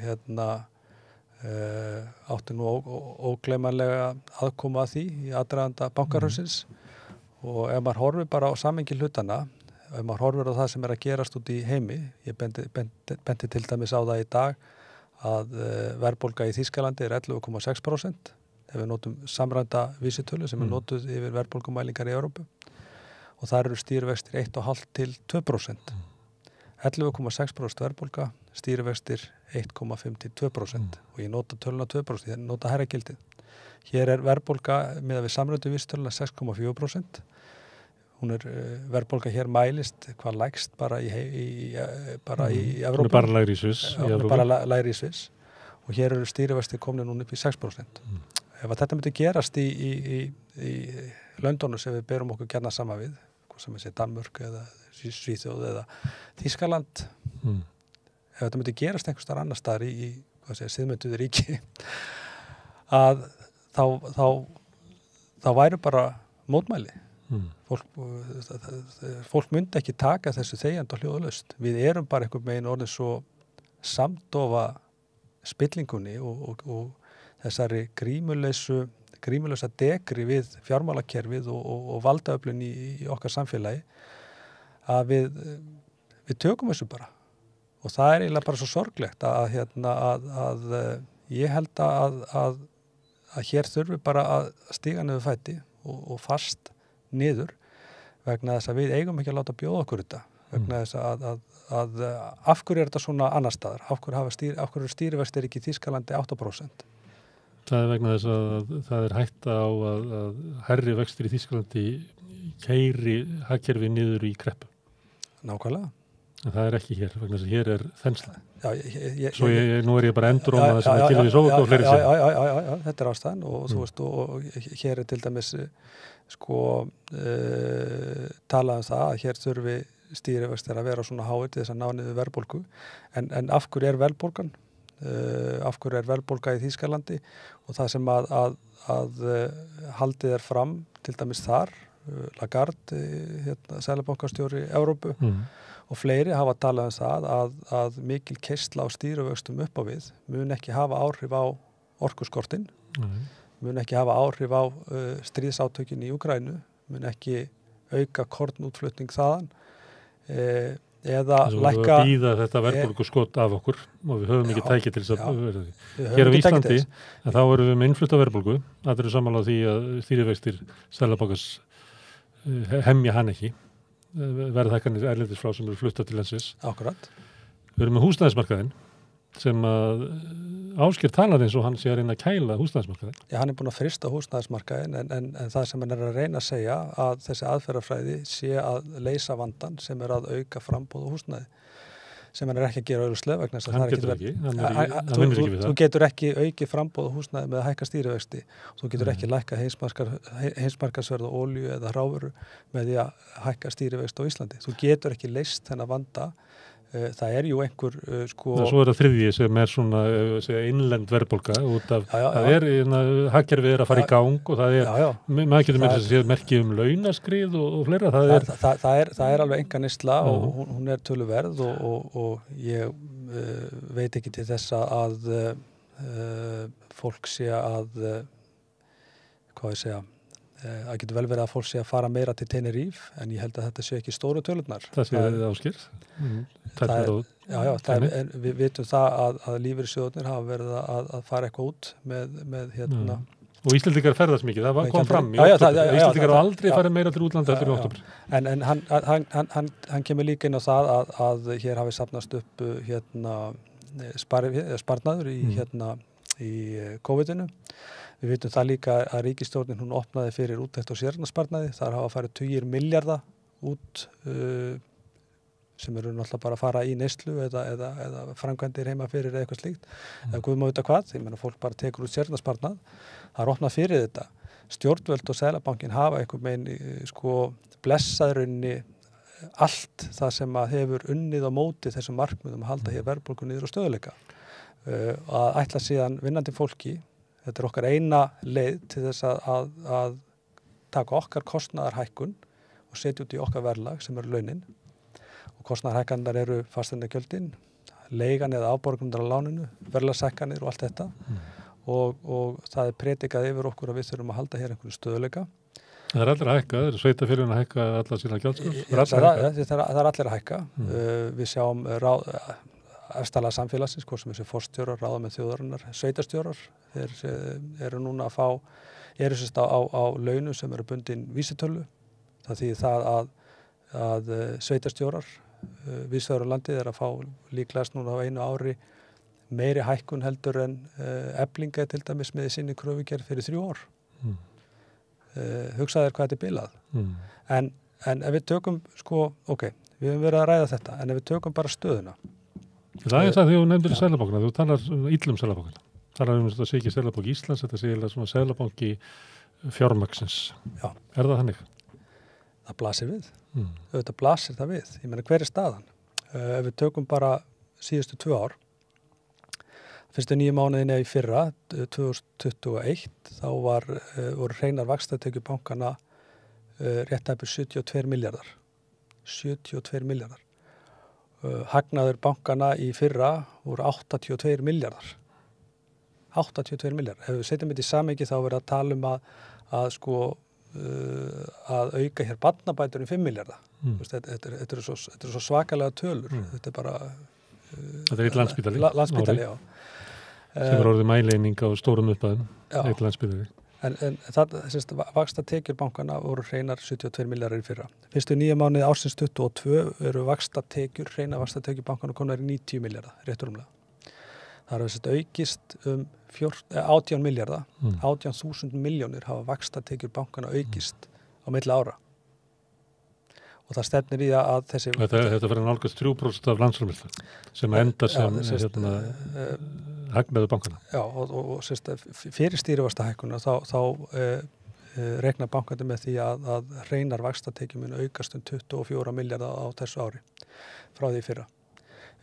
Atvinnulífið hagnaðist árið 2011 tæpla 480 milljarða á síðasta ári og það hefur aldrei í sögunni gengið svona vel. Það er að segja, þá tala ég um það að afkoma lítilla og meðalstóra fyrirtækja hefur sjaldan verið betri, það bati allstaðar, gjaldþrot hafa aldrei verið færri, útflutningsgreinarnar, eins og þær eru, sjávarútvörun, gósetíð, álverið, gósetíð, bara aldrei sérstað annað eins, aldrei fleiri ferðamenn. Ferðaþjónustan á betri stað heldur en met árið 2018. Í fjölda allavega. Í fjölda, hvort sem þessi fjöldi gistinátta. Við sjáum líka mikinn afkomubata. Við erum búin að greina þetta. Hagdeild Vaffer keypti gögn yfir 13.900 fyrirtæki frá Creditinfo, þar sem við vorum að bera saman afkomu fyrirtækja, afkomu batafyrirtækja í öllum stærðum og öllum atvinnugreinum. Allstaðar, í öllum atvinnugreinum, öllum stærðum fyrirtækja erum við að sjá afkomu bata sem á sig vart fordæmi. Við hefum verið að greina stöðuna núna 2022 og miðað við ársluta uppgjörinn, eins og til dæmis hjá Högum og fleiri fyrirtækjum, að þá lítur þetta betur út heldur en 2021. Þannig að það lítur út fyrir að árið 2022 verði ennþá betri heldur en árið 2021. Og þá spyrir maður sig.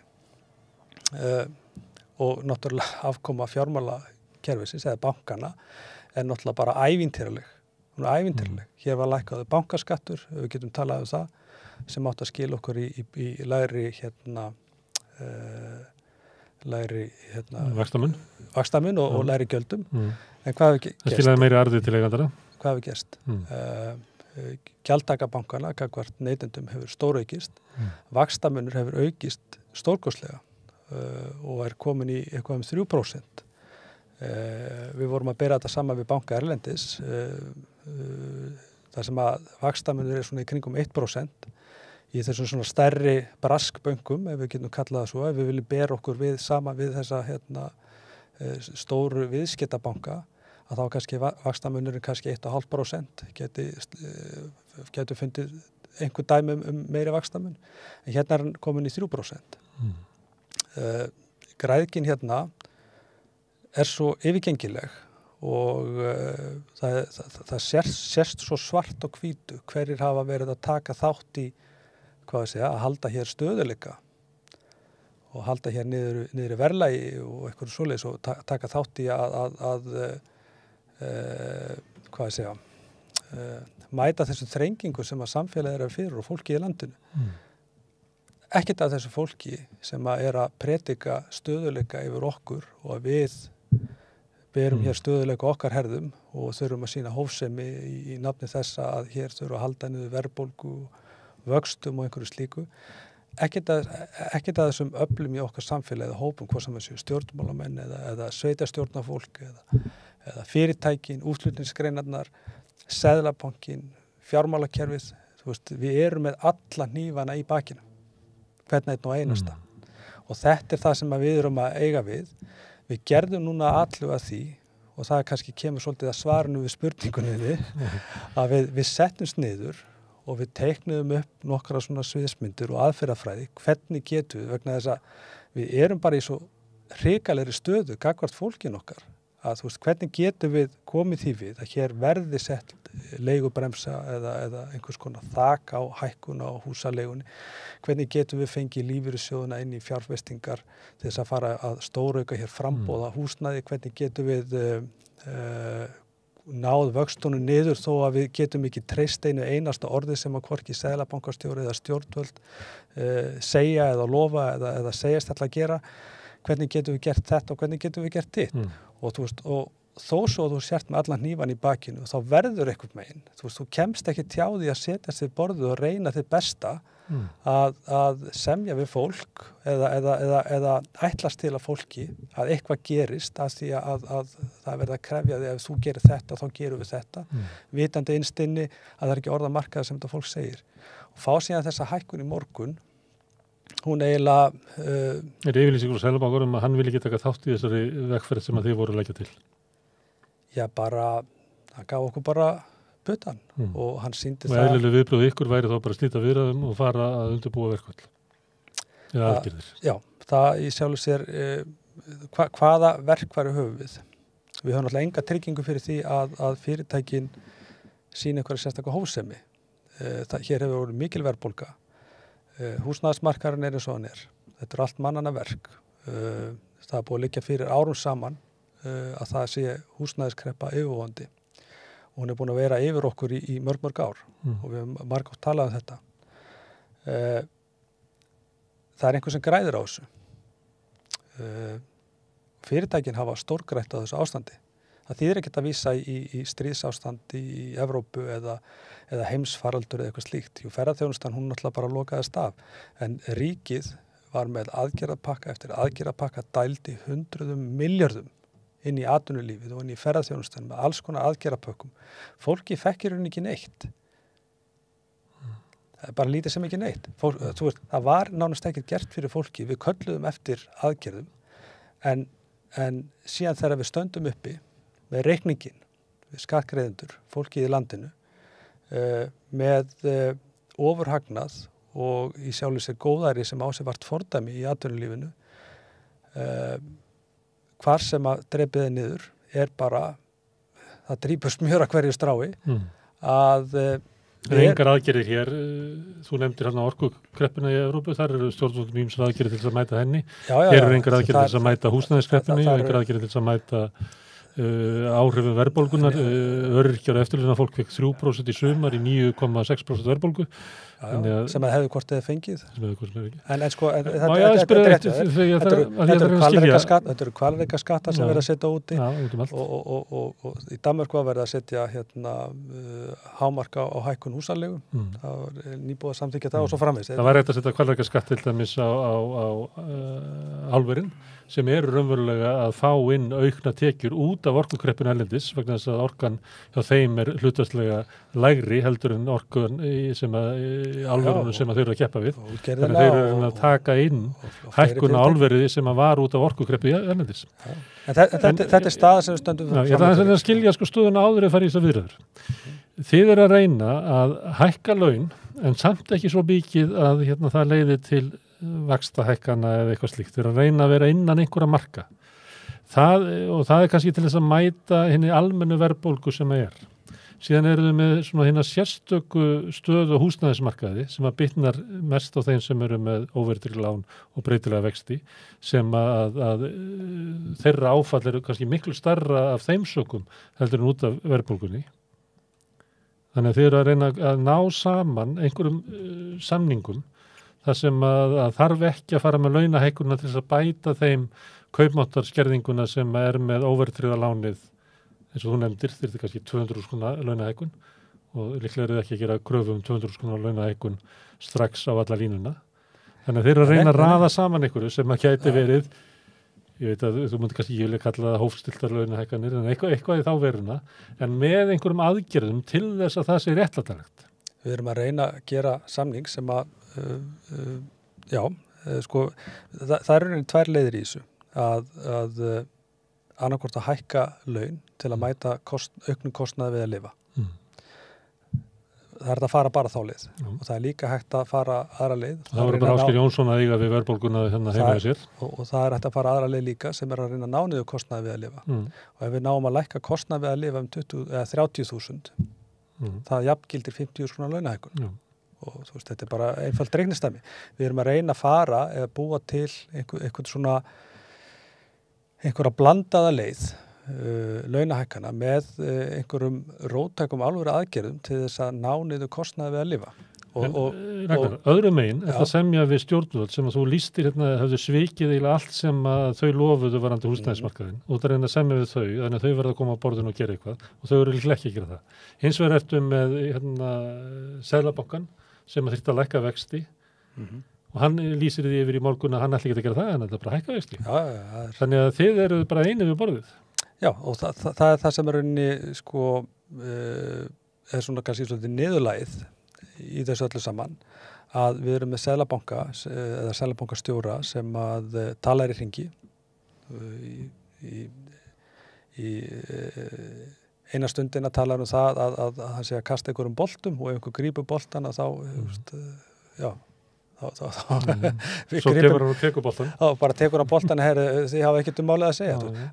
Seðlabankastjóri talar bara hringi og hann er búin að eyðileggja bæði sinn trúveruleika ef hann var þá nokkuð fyrir og bara raunir trúveruleika Seðlabankans yfir höfuð. Þannig að hann er ekkert inn í myndinni hjá okkur lengur.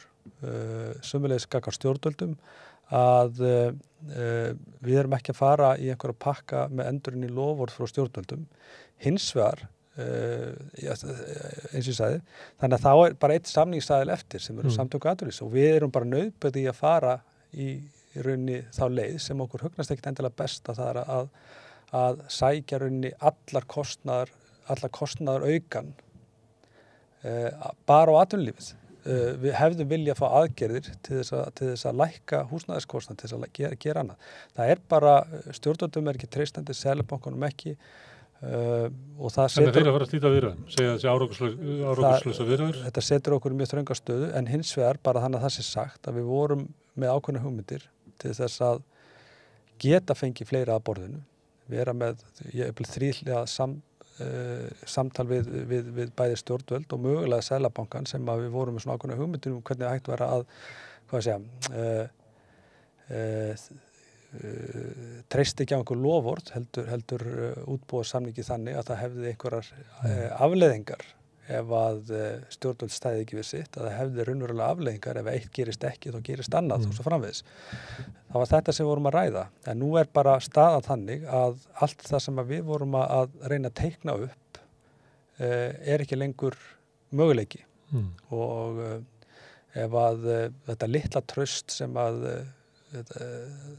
þetta pínulitla traust sem maður taldi og þessi pínulitla von sem maður taldi að vera til staðar að hægt vera að ná einhverju svona víðtæku samkomulagi að bæta hér lífskjör á breiðum grunni er rauninni bara farið og nú bara hefst rauninni allt annar fasi inn í kjaraviðræðunum og við erum búin að funda í samninganefnd VR, gerum það núna seinni partinn og ég veit að samninganefnd Líf er að funda og það er allir að funda, við erum að fara bara yfir stöðuna og við erum að reyna að taka rauninni bara saman til dæmis núna hversu mikið þurfum við að bæta ofan okkar kröfugerð til þess að kröfugerðin bara ein og sér og eins er slík með öllum þeim fyrirvörum sem þar eru nær að dekka þann kostnaður auka sem fólki verið fyrir, bæði í formi hækkun verðlags, húsnæðiskostnaðar og hækkun annarra gjalda sem og frá hinu hlutdeild bara í auknum framleiðni aukningu og öðru líku. Og náttúrulega hlutdeild í þessum ofurhagnaði sem hefur orðið. Við skulum tökum bara lett dæmi. Ég meina launavelta á Íslandi eru kringum 1200 milljarðar og samanlagður hagnaður á síðasta ári var tæpir 480 milljarðar. Þessi talar eitthvað öllítið á reiki. En þetta er ansi hátt hlutfall af bara heildarkostnaði fyrirtækja. Og ef þú hækkar launakostnaði 10%, það eru 120 milljarðar. Hvað er það sem hlutfall af hagnaði síðasta árs? Það er ekki hátt hlutfall. Það er ekki mikið að biðja um. En ef við setjum tölunar í það samhengi. Þannig að við munum að sjálfsögðu núna fara rauninni bara með allan þennan uppreiknaða kostnað inn í okkar kröfur og við munum síðan fara rauninni bara í okkar bakland og tala meira við fólkið okkar, fara rauninni að kynna rauninni stöðu fyrirtækjana, hvernig bankakerfið hefur hagað sér og hvernig arðsemiskrafan hefur aukist þar og hagnaðurinn hvernig hann skiptist á milli fyrirtækja og hvað mikið rauninni fyrirtækin hafa og við getum greint þetta niður á fyrirtæki. Við veitum það ef arðsemiskrafan í húsasmiðinu til dæmis verður svo sama árið 2022 og 2021 eins og var 2020 þá gætu húsmenn hækka launin 15%. Við erum búin að greina þetta niður fyrirtæki og hvert einasta fyrirtæki sem er annarkvæmt launagreiðendur hér í okkar stéttarfélagi eða eru bara með stærri fyrirtækjum á Íslandi.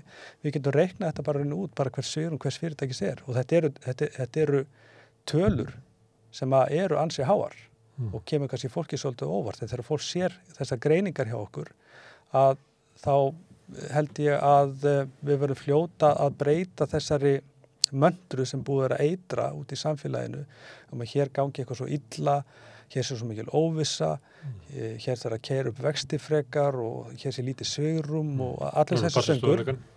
Passa stöðuleikan, já. Þú veist, allar þessar möndrur að það er bara búið að vera byllandi góðari og það hafa allir grætt á þessari stöðu sem hefur verið hérna á Íslandi bara í gegnum heimsfaraldurinn og núna bara síðasta ár og þetta ár er bara með án fordæma Það hafa allir grætt nema fólkið í landinu og við munum bara gera okkar besta í að standa í lappirnar og það sem skiptir mestu máli að upplýsa fólkið okkar hver staðan og hver planið og nú erum við bara að fara aftur á teikniborðinu og það eru kaflaskil í kjaraviðræðunum. Að sjálfsögðu.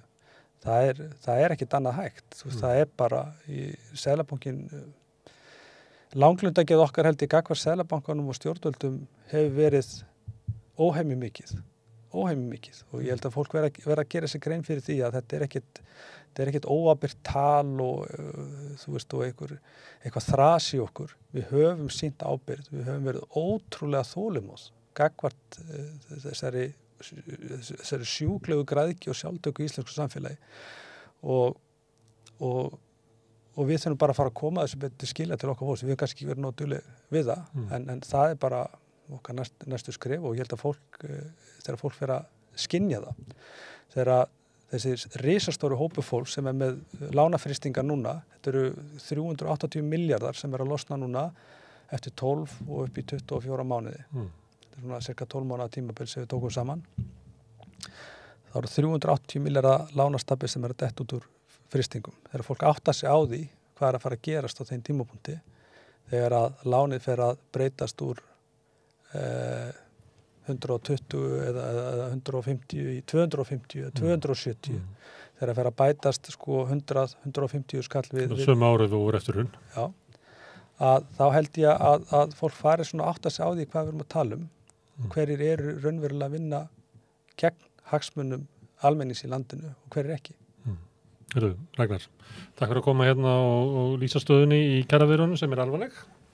Kaflaskil. Já. Við höldum áfram að fylgjast með þessu. Takk. Herðu, þá ætlum við að fara líklega áfram að tala stéttabaráttu. En svona aðeins í lengra sögulegu ljósi. Það hann Stefán Ólafsson, prófessor, sem ætlar að koma hérna eftir augnablik.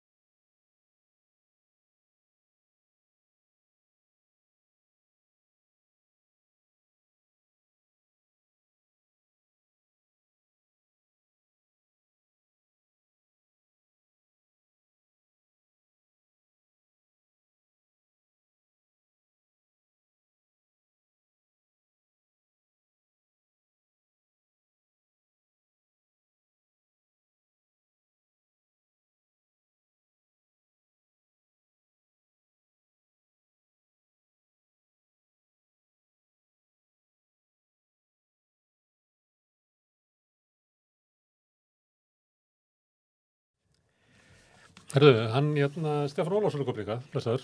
Sæll. Þú ert að senda frá þig bók sem heitir Baráttan bjargirnar. Ég vildi hefði bókina hérna með, en hún bara ekki byrjað að prenta ennþá. Ekki alveg, en það stutt í það, næsta viku væntanlega. Undirtillinn stjórnmál og stéttabarátta í mótun Íslands samfélags. Þetta hljómar bara eins og þú sett að skrifa nýja Íslandssögu. Já, það svona seinni tíma sögu. Já, á vissan hátt. Þetta þannig að Ég fer í raun og veru 100 ár aftur í tíman og opna svolítið nýjan glugga á þessa framvindu innreiðin útímans á Íslandi og þróun stéttaskiptingar, atvinnulífs stéttaskiptingar, samfélags og stjórnmála og ég svona með augun á það sem grundvöllurinn að sjónarhóðinu er hagsmunir, stéttir og vald og átök milli hagsmuna og milli stétta það að hafa áhrif á samfélagið, mótun þess og þar með áhrif á þróun lífskjarana. Og þú byrjar svona á seinni hluta 19. aldar, svona þegar Ísland er að vakna svona kringum vestuferðirnar, það eru peningar að koma inn í sveitirna með sauðarsölunni, kauffélögin að vera til, ungmennafélögin, er þetta upphafspunkturinn? Já, og sjávarútvegurinn að verða, fiskveiðarnar að verða sem svona nýr bjargræðisvegur, tímabilið svolítið svona frá og með 1880, þaðan í frá, þá er svona þessi einkenni sem við höfum séð í öðrum löndum þegar þau eru að nútímavæðast og í nágrannalöndunum var það nú víðast á Vesturlöndum yfirleitt í gegnum iðnaðinn til koma hans hjá okkur leikur sjávarútvegur dálítið það hlutverk. Vélvæðing bátana er eiginlega iðnvæðing Íslands. Já, fjölgun báta, stækkun báta, vélvæðing og svo koma togararnir. Það er ígildi iðnvæðingarinnar og svo... Og okkur tekst að ná í auðlindir hafsins og renna þeim inn í Íslands samfélag. Já, það var einmitt nákvæmlega og það er svona þessi stóra uppspretta að nýri verðmætasköpun sem að skapar ný störf fyrir launafólk sem að getur flust úr sveitunum að sjávarsíðunni í þorpin og komist út úr ánuð sveitana nákvæmlega og þá verður í fátæktina í bænum. Já, þá verður fátaktinn og lífsbaráttan í bænum þar sem að launafólki, verkafólki byrjun eða fyrir hluta í byrjun 20. aldarinnar er svona 70% af fólki, fullorðnu fólki er verkafólk og bændur náttúrulega líka inn í því en smá saman fækkar bændum og fjölgar verkafólki í bæjunum og það verður til þessi nýju grundvöllur að nútímalegri stéttaskiptingu á milli verkafólks og annara. Hvað er þetta? Er þetta félagsfræði? Er þetta sagfræði? Er þetta stjórnmálafræði? Er þetta hagfræði? Þetta er nú eiginlega raun og veru allt þetta. Þetta er á ensku myndi þetta sennilega kallast political economy. Þetta er blanda af félagsfræði, stjórnmálafræði og hagfræði. Og auðvitað sagfræði eitthvað líka og hagsaga og þetta gengur náttúrulega mikið út á samspil þjóðfélagið menn líta stundum á þetta þannig að háskóla skiptast í deildir að það er hagfræði í einni deild, stjórnmálafræði í annari og félagsfræði þeirri þriðju en þjóðfélagi skiptist ekki í þannig deildir. Hlýðir okkur ekki með því að hafa það þannig. Nei, og þess vegna ég hef alltaf verið daldið út á háskólatorgi bara. Já, ég hef alltaf verið óstýrilátur inn í þessari verkaskiptingu háskólan og farið yfir landamæri. Ég var nú svo heppinn að vera í þannig námsstofnunum að það var mjög auðvelt fyrir mig að sækja fyrirlestra og fá það metna úr öðrum greinum og ég gekk jöfnum höndum til náms í félagsfræði, stjórnmálafræði og hagfræði. Ég gerði það allar tíð, alveg í 8 ár. Það sem að mótar nútíma Ísland eru alþýðu hreyfingar, verkefnishreyfingin og það sem henni tilir og síðan kannski samvinnuhreyfingin sem er kannski alþýðuhreyfing svona með einhverjum gæsalöpum að því að það voru kannski bændur sem eru ekki kannski, það erfitt að flokka alveg, en samt sko hefur ríka rætur í samfélaginu. Já. Og þessar tvær hreyfingar eiginlega berjast völdin þarna eftir aldamótin, kannski þar síðustu, við auðvaldið og borgarastéttina. Já, mikil ósköp, sko. Og hafa sigur. Eiginlega, skamma tíma. Sigur, það mikil ósköp, sko. Náttúrulega bændur eru stærsta stéttin þarna í byrjun 20. aldarinnar og svo þegar þessi grunnur að nútímalegri eða fjórflokka skipanin í pólitíkinni byrjar að mótast fram sem er það náttúrulega tilkoma þessara stétta stjórnmála sem að endur speglast í stofnun annars vegar Alþýðuflokksins og hins vegar Framsóknarflokksins sem gerist 1916. Og Sjálfstæðisflokkurinn er viðbrögð borgarastéttarna við þessu? Já, hann kemur seinna sem viðbrögð til að reyna að vega á móti þessu stéttaafli sem að þarna er komið og að svo miklu leyti sem að Jónas frá Hriflu var svona höfundur og gerandi í að koma þess á, þá var partur af hugsuninni sem að hann var með var sá að þessi flokka myndu starfa saman sem Alþýðuflokkur og Framsóknarflokkur. Já, sem flokkar alþýðunar og vinna gegn auðvaldinu eða borgarastéttinni, hvað sem menn vilja kalla það. Sem er ekkert svo galin hugmynd, það eru dæmum þetta í Noregi og þótt að kannski verkalýðsarmurinn hafi haft meiri völd í Skandinavíu en samvinnuarmurinn kannski meiri hér. Já, framan af var samvinnuarmurinn og Framsóknarflokkurinn með meiri völd hér heldur en Alþýðuflokkurinn og þar til dæmis vónu þetta misvægi atkvæða sem að spilaði upp í hendurnar á Framsóknarflokknum, þannig að þeir fengu alltaf miklu fleiri þingmenn heldur en hlutfall atkvæða þeirra átti að færa þeim, þannig þeir hefðu yfirvikt í þinginu og þar með í stjórnmálunum.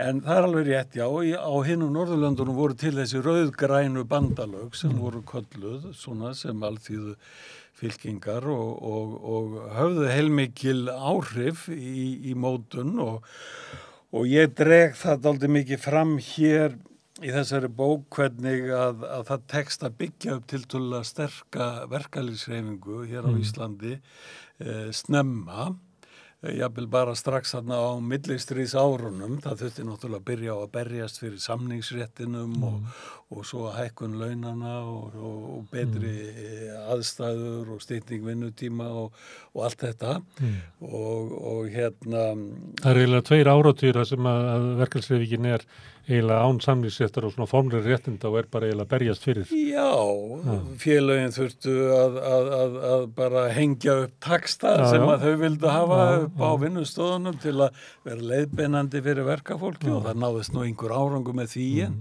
en og leigjendasamtökin er ekki í dag hérna, þau bara gefa út einlega viðmunaverð. Já, þau eru í þessari eiginga samningsaðila. Já, þau eru í þessari stöðu að reyna að verða til.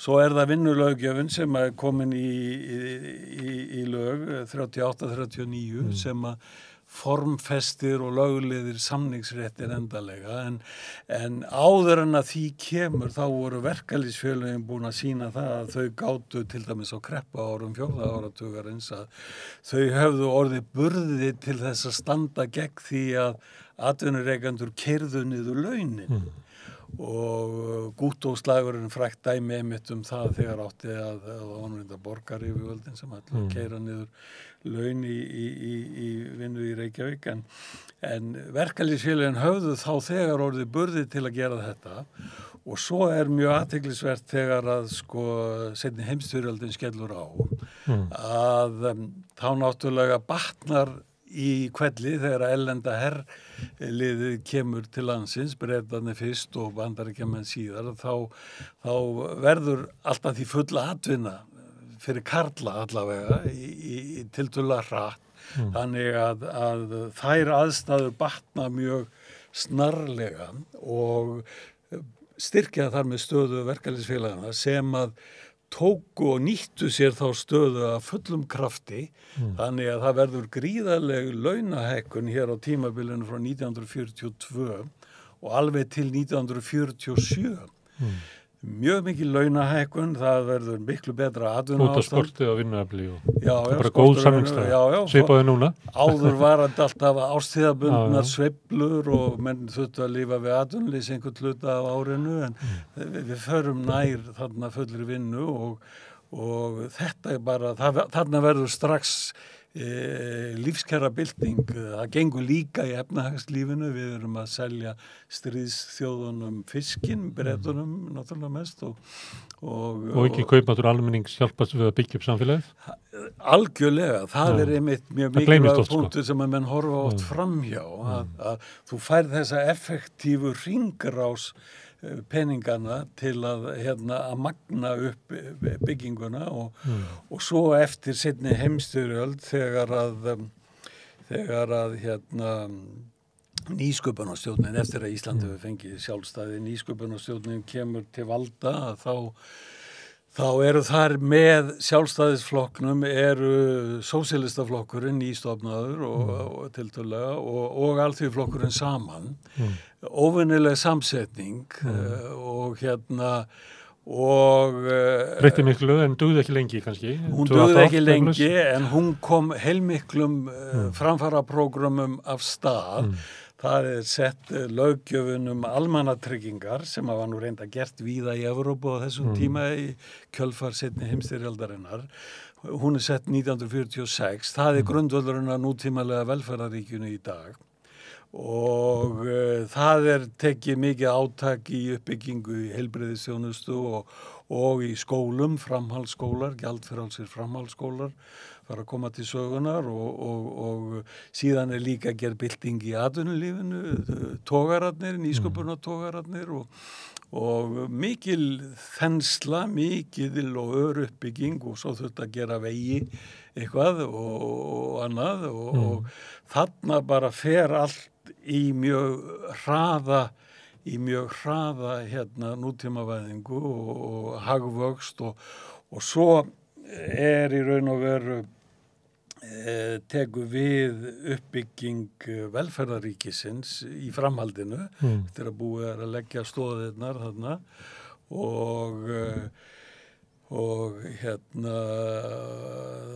og svo fjölgar verður til millistéttin. Það er líka dálítið mikið nýmæli í þróun. Það fækkar kannski sigrum verkalýðshreyfingarinnar. Það er þeir eru meiri þarna og svo kemur við 56 að það koma atvinnuleysisbætur og svo ertu bara verður að fara að tala um breiðholtið og svo verður að fara að tala um lífeyrissjóðakerfið og þá er það komið með svona hálfgerða hægri lausnir á öllum. Já, það breytist allt saman sko. Það verða dálítið mikil skil í, ég rek þessa sögu, þessi ólíku tímabil, hvað einkenndi hvert tímabil. 1960 byrjar dálítið mikið nýtt tímabil í hagstjórninni að þá er farið að beita gengisfellingum til að stilla afkomu útflutningsgreinana og áður höfðu við verið til lengri tíma með dálítið hágengisstefnu sem að í raun og veru skilaði þokkalegum kaupmætti sko en setti pressu á gjaldir til þess að greiða fyrir innflutningin. Þess vegna var gripið til þessara skammtana sem var byrjað að gera á kreppuárunum og endust alveg þarna fram að 1960. Þá er mjög dregið úr því og annað umhverfi. Þá er meiri markaðsvæðing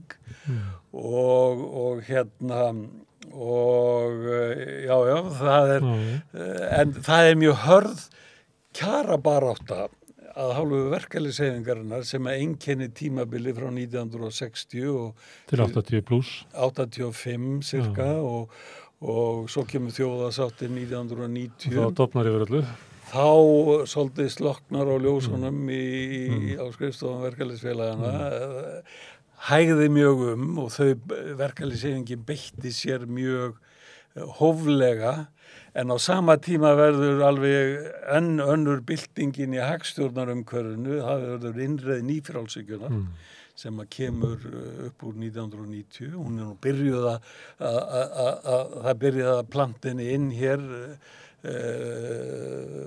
jafnvel 78 kemur þessi leiftur svo getur verðbólgu. Já, það og svo bókin uppreisn frjálshyggjunnar sem kom innan úr sjálfstæðisflokknum þá verður alveg nýtt umhverfi og verkalýðshreyfingin, svona ef við tökum tímabili frá 1990 og fram að hruni 2008, að þá heldur verkalýðshreyfingin heilmikið aftur af sér og er ekki sama harkan í kjarabaráttun og verið hafði. Þar til fyrir, þú er vonum að það sé að breytast? Já, það síðan breytist.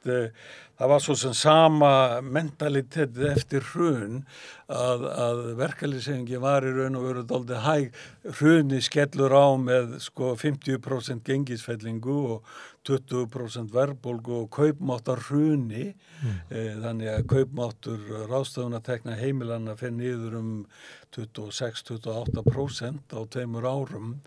Og verkalýðshreyfingin var mjög sein að fara tilbaka. En það hafði alltaf einkennt tímabilið frá 1960 til svona 1985 að þegar að gengisfellingar eru keyrðar í gegn og oft stærri en þær þurftu að vera til þess að búa til hagnaðarskilið í sjávarútveginum, að þá sem sagt þá kom verkalýðshreyfingin yfirlega mjög fljótt tilbaka, árið seinna, síðasta lagi 2 árum seinna.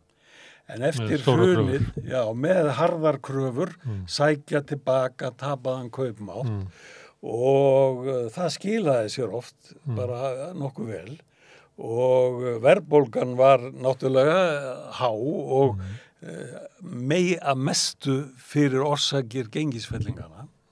Og ótæpilegra fleytinga á verðhækkunum yfir allt, það var alltaf yfirlega gert þannig, að gengisfellingin hún hækkar verð á innfluttum vörum en ekki endilega á öllum vörum og ekki endilega á innlendri framleiðslu sem að byggir á innlendum hráefnum og öðru slíku, en menn tóku þetta yfirlega bara þannig. Þannig að þú ætlar að halda þig fram að á tímum verðbólgunar sem að við höfum að horfa tilbaka með hryllingi, að þá hafi náðst mikill árangur, bæði í bara framleiðniaukningu og líka kaupmáttaraukningu. Já, og bara met í aukningu á einkaneyslu. Þetta er áróður, ég tek þjóðarsáttina og gegnumlýsi hana upp á nýtt. Og dreg fram það sem að voru staðreyndir í henni annars vegar og góðsagnir, ranghugmyndir sem voru byggðar upp í kringum hana. Lítur á hana sem bara hluta nýfrjálshyggju árunum, þjóðarsáttina? Já, hún er kannski ekki beint afspengi nýfrjálshyggjunar, nema að í einni af bókum Samtaka atvinnurekenda þá er enda sagt að grundvöllurinn af þjóðarsáttinni var lagður eftir að hagfræðingum var hleypt að samningaborðinu í kjarasamningunum sem ég var svolítið skemmtilega orðað hjá þeim og það er dálítið þannig, þá eru hagfræðingar fannir að koma inn í verkalýðshreyfinguna og í áhrifastöður en tímabilið, ef við tökum 3 áratugi fyrir þjóðarsátt og 3 áratugi eftir þjóðarsátt, það liggur fyrir að meðalaukning einkaneyslu og kaupmáttar ráðstöfunartekna var talsvert meiri á áratugunum fyrir þjóðarsátt heldur en á áratugunum eftir þjóðarsátt. Og þetta... Mér finnst alltaf gaman að gera þetta vegna þess að nýfrjálshyggjulið það bara þolir þetta ekki. Nei. Það er algjörlega sannfært að það hafi komið stórkostlegu aukning hagvaxtar og lífsgæð og allt saman með nýfrjálshyggjunni, en svo er bara ekki Það er eiginlega bara klift ofan af Já, þetta tókst svo fullkomlega að draga upp ranga mynd af samhenginu og atvinnurekendur núna í þessum kjarasamningum sem við erum í núna. Þeir eru enn að draga þetta, við erum að læra af reynslunni, segja þeir, að það þýðir ekki að biðja kauphækkanir, þá bara kemur verðbólga sem étur það upp og enginn græðir á því. En það var mikil kaupmáttaraukning á þessum verðbólgu árum, mikil hagvöxtur líka og mikil uppbygging á innviðum í samfélaginu. Fyrir þetta hvað það herti bara alþjóðu manna að standa í átökum og sigra. Já, það er ekki sjálfsmynd verkamanna var miklu sterkari 1970 og 80 heldur en þeir í dag. Þetta er bara eins og í fótboltanum að það hefur góð áhrif að sigra leikinn.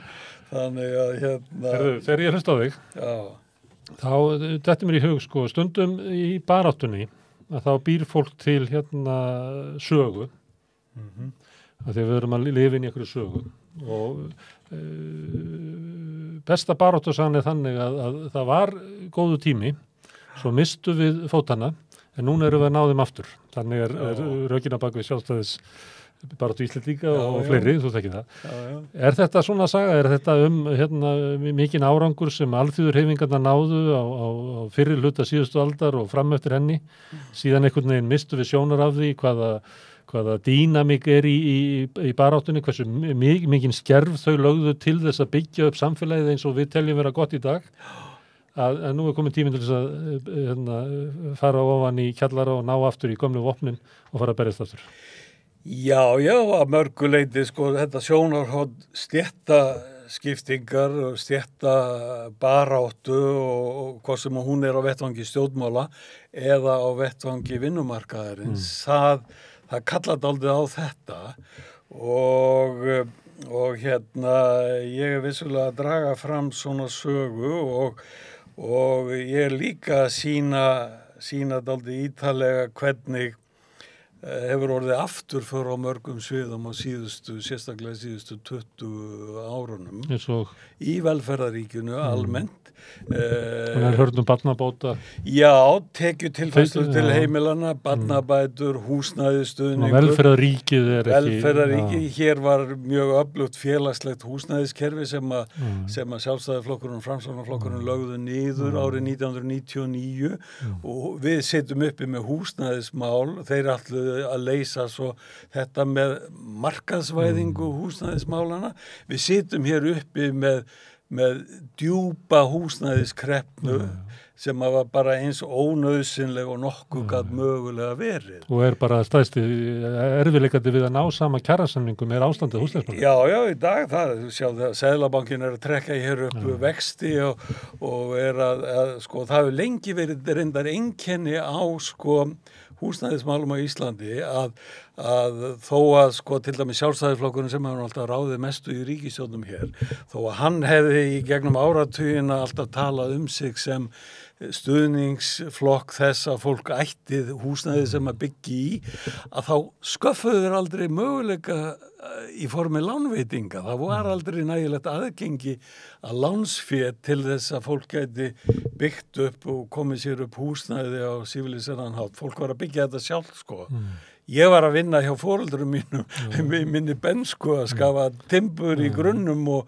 á íbúðarhúsnæði sem að fjölskyldan var að láta sig dreyma að fara inn í og og þannig fyrir þá sem ekki muna þann tíma það var bara vegna þess að það fannst ekki peningur til þess að kaupa þessa þjónustu, þannig að fólk var að leggja hana til sjálft. Fólk var að gera það fekk ekki lán og þannig að En samt gerði þjóðin þetta. Hún byggði yfir sig og með hátt hlutfall fólks endaði á að eignast íbúðarhúsnæði. Það var alltaf einkenni á þessu samt á Íslandi að eignamyndunni var mjög hæg. Því að fólk satt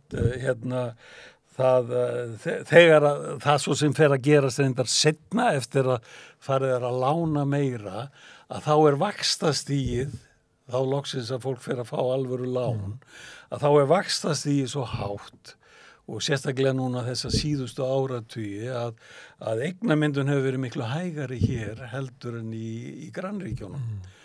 Og svo vorum við komið hér með vaxtabótakerfi sem að og hann orðið nokkuð öflugt í tíð vinstri stjórnarinnar sem satt frá 88 til 90 eða 87 og en Jóhanna félagsmálaráðherra? Jóhanna Sigurðardóttir á mörg glæsiverk á þessu sviði. Við getum rétt ímynda okkur hvað hefði gerst ef að hennar húsnæðisstefna hefði haldið áfram, hver staðan á húsnæðismarkaði var í dag? Það væru hér 20.000 félagslegar íbúðir en við verðum ekki það bara verkefnabústaðin sem væri svona stórir svo eftir félagslegu leiguíbúðir. Já, og kauplegu íbúður og annað sem að hún var með alls konar mjög vænar lausnir. Það búið að eyðileggja þetta meir og minna allt saman og nú hefur verkalýðshreyfingin byrjað á því 2016 að stofna Bjarg og þar hafa verið byggðar 600 íbúður á ári 700 sagði Ragnarinn áðan, hann er í stjórn. Já, hann er þar í stjórn, það er eitthvað svoleiðis og þetta er náttúrulega bara dropi í hafið en gott úrræði en að við skulum hafa mist allt þetta sem við höfðum hér í höndunum og við erum að byrja, þetta er bara akkurat dálítið mikið dæmi sagan um velferðaríki. Svo var það þannig að því að lífeyrir, ef við förum yfir á aðra hlið velferðaríkisins, að lífeyrir almannatrygginga, það tregaðist á viðreisnarárunum, þá tregaðist ríkisstjórnin við að hækka hann eins mikið og var gert á hinum Norðurlöndunum. Þannig að verkalýðshreyfingin fer inn á þessa leið 1969 í kjarasamningunum eftir mikla kjaraskerðingu í stað þess að taka hana alla tilbaka í launahækunum að þá er farið inn á þessa leið að stofna lífeyrissjóðina á almennum markaði til þess að greiða, yrði hægt að greiða fólki hærri lífeyri í ellinni og í örorku og þetta var svo sem gagnlegt og þá erum við þetta bara dæmi það að verkalýðshreyfingin ætlar að ganga inn í og bæta velferðaríki sem að ríkið ekki að standa sér nógu vel í og það er svona farið inn á þá leið og við erum náttúrulega það núna en og er þetta munurinn á okkur og Norðurlöndunum kannski? Já, í Svíþjóð og Noregi er svona og þau hafi öll hörnaæði mikið í Norðurlöndum. Já, það er grafist undan þeim svolítið í seinni tíð sko. En svo er það náttúrulega sorgarsaga hvernig þessi lífeyrismál hafa þróast hér að ríkið hefur hins vegar notað tækifærið þegar að lífeyrissjóðin hafa byggst upp og hafa farið að greiða fólki eitthvað eins meira að þá dregur ríki bara tilbaka almannatryggingalífeyrin. Þannig að kjarabótin af lífeyrissjóðunum, hún er ekki að skila sér nema að 1/4 hluta, sko. 3/4 renna til ríkisins. Og alla æfin að spara svo að Bjarni Benediktsson þurfa að greiða minna út. Já, og þetta er náttúrulega dæmi að það er búið að snúa velferðaríkinu dálítið af braut og það er alls konar svona og við þekkjum það með heilbrigðiskerfið náttúrulega og í raun og veru erum við dálítið mikið, sko, við höfum það einkennir náttúrulega hægri pólitík er alltaf aðhald gagnvart velferðaríkinu, neikvæðni gagnvart velferðaríkinu, sveltistefna í grundvallaratriðum. Við erum að sjá afleiðingar hennar hér í dag í því að nær allir innviðir samfélagsins eru ófullnægjandi. Þeim hefur ekki verið haldið miðað við þann vöxt sem að hefur verið á íbúum vegna aukina innflytjenda, það fjölgar íbúum hér 8.000 það sem afir þessu ári bara. Og það ekki þroskast eða þróast, heldur eru bara Já, það er bara öllu bara hleypt út á vegina og hleypt á rafmagnið og hleypt á hitaveiturnar og skólakerfið og svo bara taka við meira en uppbygginguna vantar að sem sagt bæði félagslegu og raunar efnislegu innviðinni líka þeir rísi undir þessu öllu Það er horfin þessi hugmynd sem hann var á, þau eru að lýsa fyrirhluta síðustu aldar sem við getum kallað svona nation building, það er að byggja samfélagi. Svo hugmynd hefur gefið svolítið mikið eftir. Já, hún hefur gefið mikið eftir. Samfélagi á að verða til. Já, mikil ósköp. Hún hefur gefið mjög mikið eftir og það er dálítið saga afleiðingar nýfrjálshyggju tímans, ekki bara á Íslandi heldur annars staðar.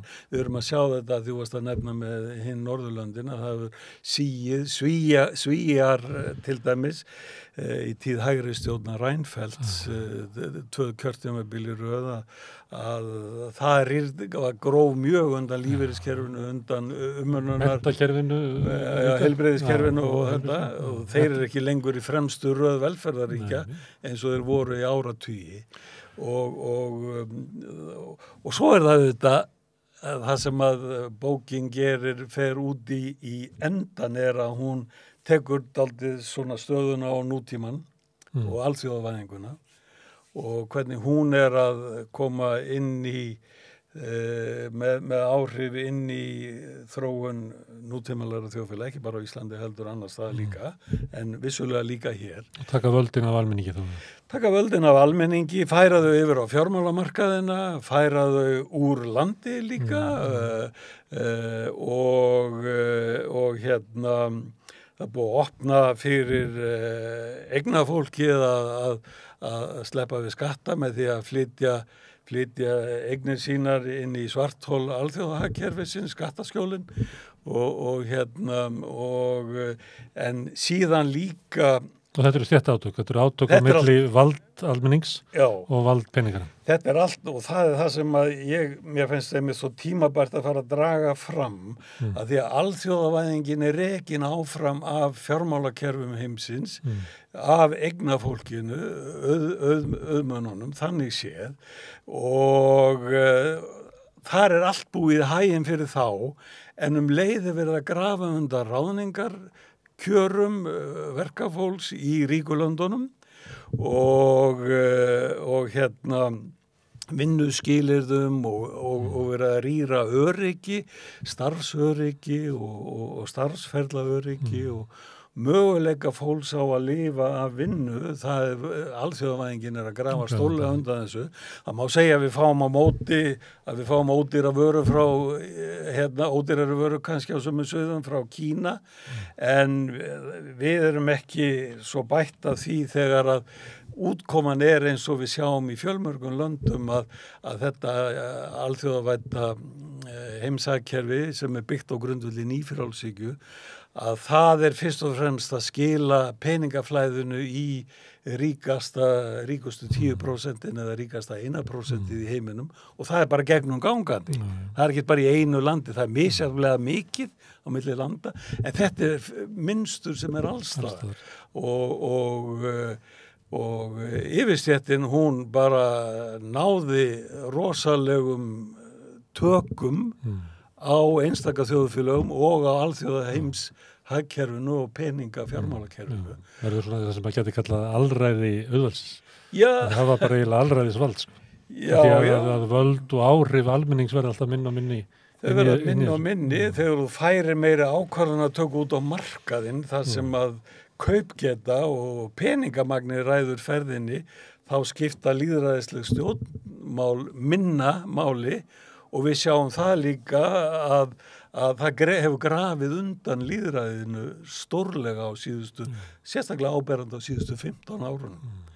Og völdin hafa bara fest yfir á markaðina. Og hverðan eru teknar? Já, það eru teknar þar og svo smán saman sér fólk minni ástæðu til þess að vera að kjósa stjórnmálamenn eða hafa einhvern áhuga á þeim að því að þeir skipta einhver sérstökum máli. Það eru peningamennir og stórfyrirtækin og matsfyrirtækin í Wall Street og allt þetta sem að ræður dálítið ferðinni og þannig við þurfum dálítið að endurheimta sjálfstæðið, endurheimta Sjálfstæði alþýðunar. Ekki þjóðríkisins, það tæki alþýðunar. Ég held við þurfum aðeins að ég færi fram alls konar rök fyrir því að það þarf að endurhanna alþjóðavæðinguna. Hún hefði geta verið allt öðruvís en hún varð. Þetta ekkert náttúrulögmál og hún væri nákvæmlega eins og hún var. Þetta varð fyrst og fremst alþjóðavæðing nýfrjálshyggju. Fyrirtækina. Og meðan kannski alþjóðavæðingi sem var undan, alþjóðasamstarfi var á grundvelli þjóðríkjana. Eldri stofnanir eins og Sameinuðu þjóðirnar og það var búið til þannig. Og þú getur leyst sameiginlega mál í heiminum með samningum sjálfstæðra þjóðríkja. Þannig hafa komið allir mannréttindasáttmálarnir og það er komið allar raunverulega framfæri fyrir almenning. Þannig meðan að seinni tíma alþjóðavæðingin náttúrulega fyrst og fremst framfæri fyrir hinn efnameri. Já, og hefur grafið mjög stórlega undan bara stöðu launafólks á vinnumörkuðum. Við svolítið talað pólitík og stéttabaráttu, efnahagsmál, en þú skrifar sögu og við sem samfélag náttúrulega þurfum að geta lifað inn í einhverju sögu og saga okkar hvernig við upplöfum samfélagið og mér heyrist þú vera svona vilja að fólk átti sig á hvaða áhrif verkalýðshreyfingin hafði og hreyfingar almennings til uppbyggingar samfélagsins. Já, það... Því að móti kemur oft við trúum því að við höfum orðið rík út af togarunum eða hernum eða það komið allt einhvern veginn svona utanaf. Þeir eru svolítið í mun að draga það fram að árangur sem náðist, hann var sóttur af því að fólk vildi að samfélagi myndi þróast á tiltekinn hátt. Algjörlega, hann var sóttur og hann var að mörgu leyti heilbrigður og rökréttur og þannig að ég er náttúrulega dálítið mikið að draga það fram hvernig þetta allt saman skipti máli og það er dálítið gegnumgangandi þráður í þessu verki að við erum að horfa á pólitíkina sérstaklega að þá hafa náttúrulega hægri flokkarnir haft miklu meiri völd heldur en vinstri flokkarnir hér á Íslandi. Þeir hafa verið,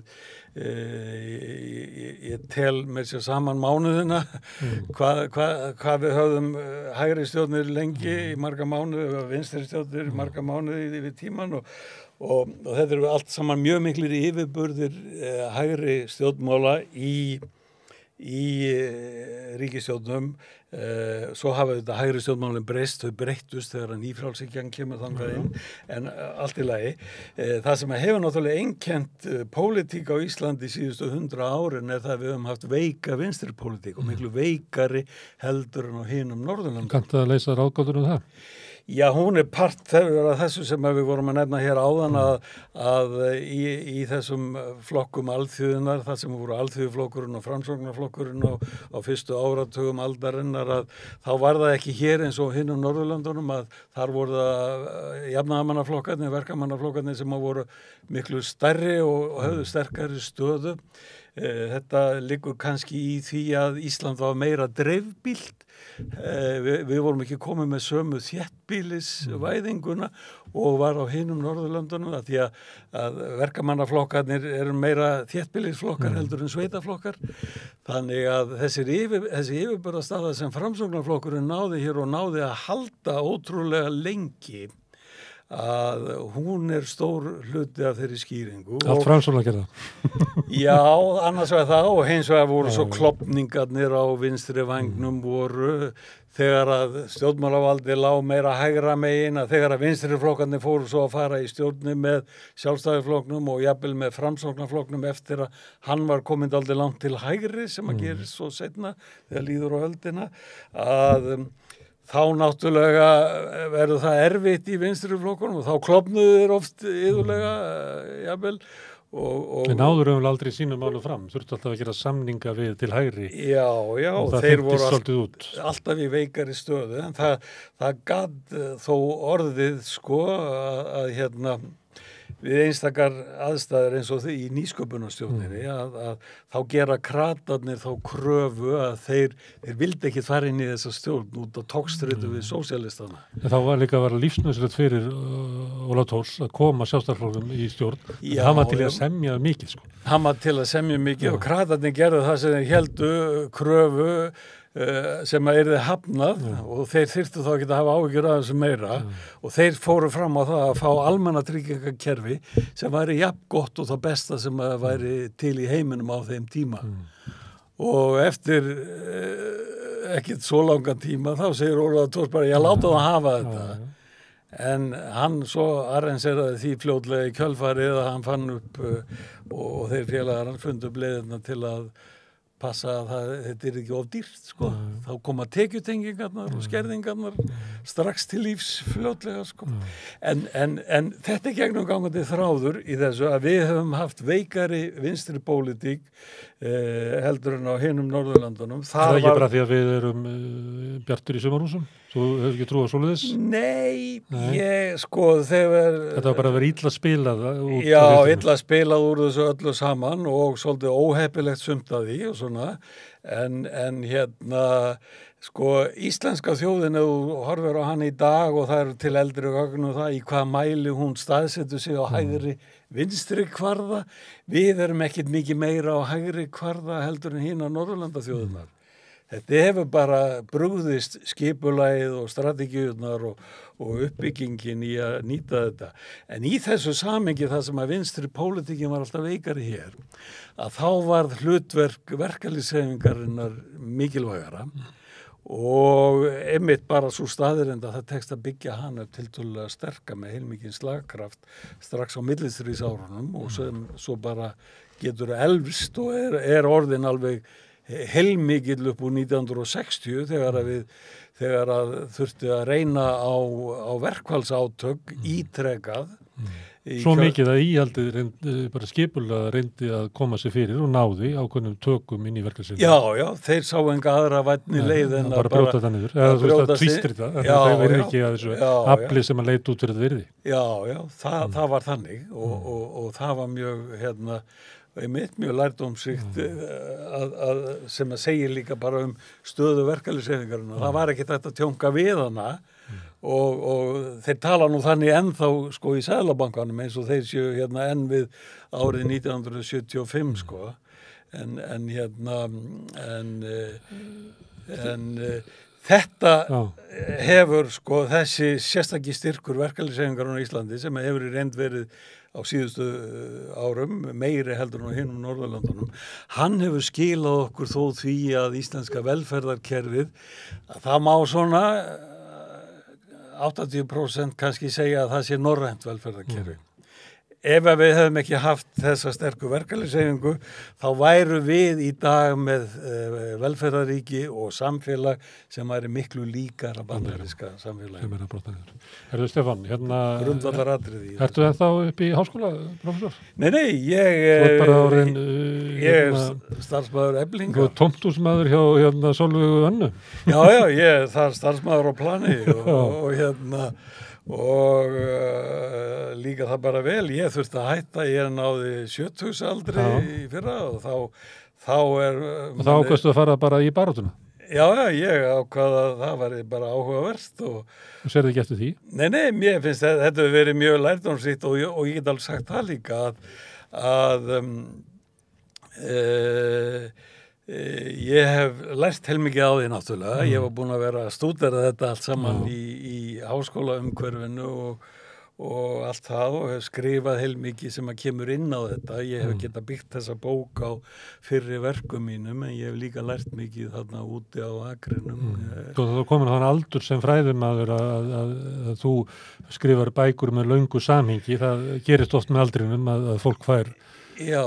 Það verður getan sem að eldri menn hafa umfram yngri. Já, ég held ég sé ekkert að hæla mér neitt kjánalega þó ég segi það að maður fær yfirsýn sem að maður hefur ekki áður. Það tekur alla ævina ná henni. Sko. Já, og bara og satt að segja þetta ansi yfirgripsmikil bók þó ég segi sjálfur frá en það var mjög auðvelt að skrifa hana fyrir mig. Og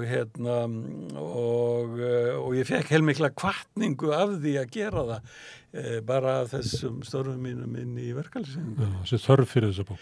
Mikil þörf, ég sé það. Sem þú ert að reyna að fylla. Þetta opnar alveg nýjan glugga á samfélagið og þróun þess og skýrir svo margt af hverju hlutirnir eru eins og þeir eru. Því miður höfum við bara myndaforsíðunni, við höfum ekki bókina. Já, hún kemur í næstu viku. Ég hef ekki lesið hana, en bókin sem að þú skrifar ójöfn á Íslandi, ég hugsaði þegar ég las hana þessi bóka eftir að valda straumkurum í íslenskri pólitík. En ég veit ekki alveg hvort það hafi gengið eftir. Nei. Stundum það er lægni einhvern veginn í okkar samfélagi að láta góða hluti einhvern veginn liggja og þeir hafa seint áhrif, en líklega munu þeir hafa áhrif á tímum. Mér fannst það að vera stórkostleg bók. Já, þakkaði fyrir. Hún var líklega allt öðru sem þessi. Já, hún var miklu, hún var svona þyngri, tæknilegri. Hún gekk aldrei mikið út á að sýna þróunina í þróun tekna og eigna og þessi umskipti sem fylgdu nýfrjálsökutímanum og hún gekk aldrei mikið upp að því ég hafði orðið fyrir gríðalegri gagnrýni þegar ég var að koma með þessar upplýsingar fram á árunum fyrir hrun og sú bók snýrist aldrei mikið það að sýna á marga vegu hver staðreyndirnar voru mjög brimvarinn. Já, mjög brimvarinn og þessi er léttari. Þessi rennur betur. Heldur mýgra á pennanum þarna. Miklu, já, og hún er miklu læsilegri og miklu líklegri til að hreyfa við fólki. Það vona ég að verði. Takk að kjalla fyrir að koma hérna, Stefán, og segja okkur frá baráttunni bjarginnar. En við erum ekki hætt þótt að þessi langt liðið á þáttinn. Við ætlum að enda þáttinn með því að tala þjóðskáldin og hann Atli Antonsson kemur hérna eftir augnablik. Jæja.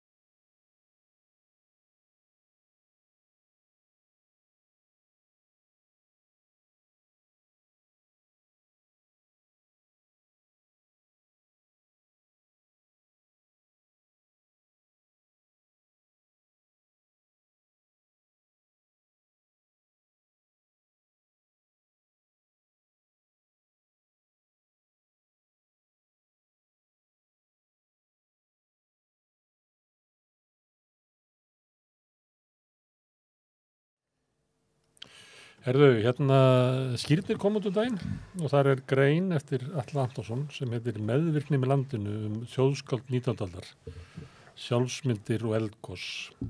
Við vorum svona velkomin allir. Já, takk fyrir. Ég var að tala við hann Stefán, hann var eiginlega að skrifa svona stóra sögu og hún eiginlega byrjar 1880, það sem að verða til svona samvinnurhreyfingin og rætur ungmennarhreyfingarinnar og kvennarhreyfingarinnar og svo gætu alveg rekja okkur í bindindishreyfinguna yfir í verkamann, þannig að Ísland svolítið að vakna þarna og það svona hver við erum og löngunum til þess að búa til eitthvað svona samfélag. Mér dettur í hug hvort að greinið þín tengist þessu eitthvað þjóðskáldin og hvernig það verið að yrkja inn í okkur eitthvað svona hugmyndum hvað landið og hver við erum. Já, það má alveg segja það. Hvað erum að gera hérna á þessu skeri? Já, jú, það mætti alveg mætti segja það. Sko, þessi grein fjallar í raun og veru þjóðernishyggju og ættjarðarást. Ekki þó eitraða? Sem getur eitrast? Já, sko, ég reyna að flækja hans málinn sko með því að ég er að fjalla þessi grein sko, byggir á doktorsverkefni sem ég er að vinna og sem ég kalla menningarsaga eldgosa og ég er raun og verið að vinna út frá þeirri rannsóknarspurningu að spyrja hvaða áhrif það hafi haft á sjálfsmynd og menningu Íslendinga að alast upp að búa á Eldfjallvegi og eitt svona vinkilli sem ég sá á efni hvernig var þetta nálgast þetta var að skoða ættjarðarljóðin og hefði ættjarðarljóðina. Land, elda og ísa og allt það. Já, einmitt. Og hvernig þetta hefur hamrað okkur og gert okkur að því sem við erum. Ég hefði mestan áhuga sko, að velta fyrir mér sko, hugmyndum Íslendinga sjálfa sig. Það hefði svolítið verið rannsakað svona ímynd Íslands, hugmyndir útlendinga Íslendinga og Íslendingar náttúrulega mjög áhersamir alltaf vita hugmyndir útlendinga sig en ég vildi reyna einhvern veginn fara onni í hugmyndir Íslendinga sjálfa sig og það mjög góður efniður í náttúrulega þessum Íslands ljóðum sem að mikið var ort af Og ekki síst á þessu tímabili sem ég var að vísa til svona seinni hluta 19. aldar. Já, sko þau byrja þessi Íslands kvæði og ættjarðarkvæðin kannski á fyrirluta 19. aldar en á þessi tíma sem þú ert að byrja að vísa til þá náttúrulega verða þessi kvæði þeir eru mjög mikið náttúrulega lesin og sungin og verður partur af náttúrulega hverju svona þjóðar Það er bara að móta sjálfsmynd okkar hvað það er að vera Íslendingur á þessu skeri en algjörlega en það sem ég reyna að koma að í þessari grein ég kalla hana meðvirknin með landinu er sem sagt að ég er að reyna að velta fyrir mér hvernig Íslendingar hafi svona náða samsetta inn í sína sjálfsmynd svona hættulegar hliðar landsins eða skaðlegar eða útgangspunkturinn er Landið er að drepa okkur Já, algjörlega það er auðvitað alveg að því alltaf Fólk verður bara úti á milli bæja í óveðri og hafið tekur og síðan er eldsumbrot og það eru byggðir lagðar í eyði Jú. Og það mætti haldið fram að landið væri að reyna að hrista okkur af sér Algjörlega, það kemur svolítið skrítið kannski með hugsanna þannig að uppast maður svolítið þessara Íslands ljóðahefðar eða svona ættiðara ljóðana Bjarni Thoranesson, hann elst upp í hann fæðist í miðjum móðuharðinum og síðan fer yrkir hann í Ísland og þar talar hann að það hafi mjög góð áhrif á landsmenn að hafa eldgos og mjög annað það virkar, mér fannst þetta alltaf líka að maður krakki á svona þversögn í sig, ég held að margir sem er ekki alveg gegnsýrir á þjóðlýsingi finnst þetta oft sem kemur svolítið spáns fyrir sjónustundum eins og eftir eitthvað en allan útgangspunkturinn í greininni ég tek vitna í Pálma Hannesson sem náttúrufræðingur og rektor menntaskólans hann var einhverjum útastætti sem að ég las eitthvað þá spyr hann hvort að menn Íslendingar sé kannski með svolítið yfirborðskennda ættjarðarost og undir niður í óttist í landið og mér fannst þetta svolítið áhverð pæling og held að sé svolítið til í þessu kannski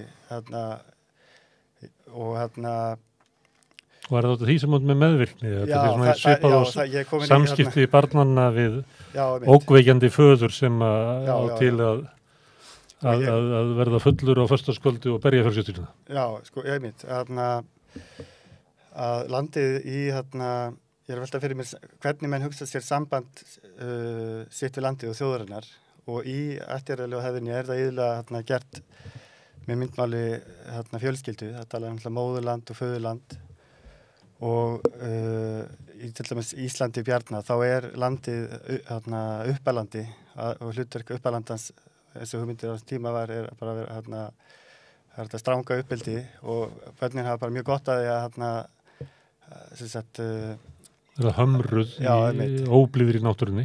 Já, þannig að það er þarna í þessum þessi hugmynda, allt þetta sem er hættulegt eða skaðlegt, það gerir undanum þjóðinni mjög gott. Og Þessum eru við þau sem við erum. Þrautseig. Já, mitt. Er það ekki þjóðinnis kenningin?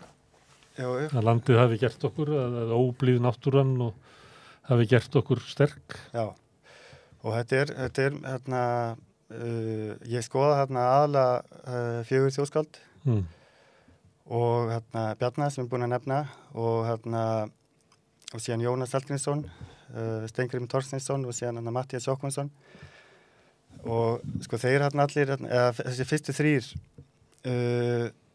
þeir eru miklu þjóðernisíkir menn, það er greinlegt og það er mjög áhvert hvernig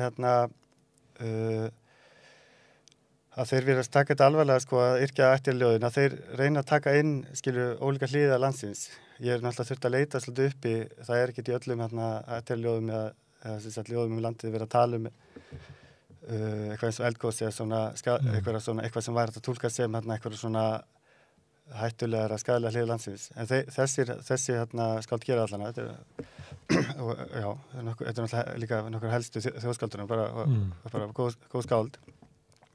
Þannig að þetta kemur svolítið út á mismunandi hátt hjá þeim. Sko. Jónas líka, ég tek fyrir Gunnarshólma,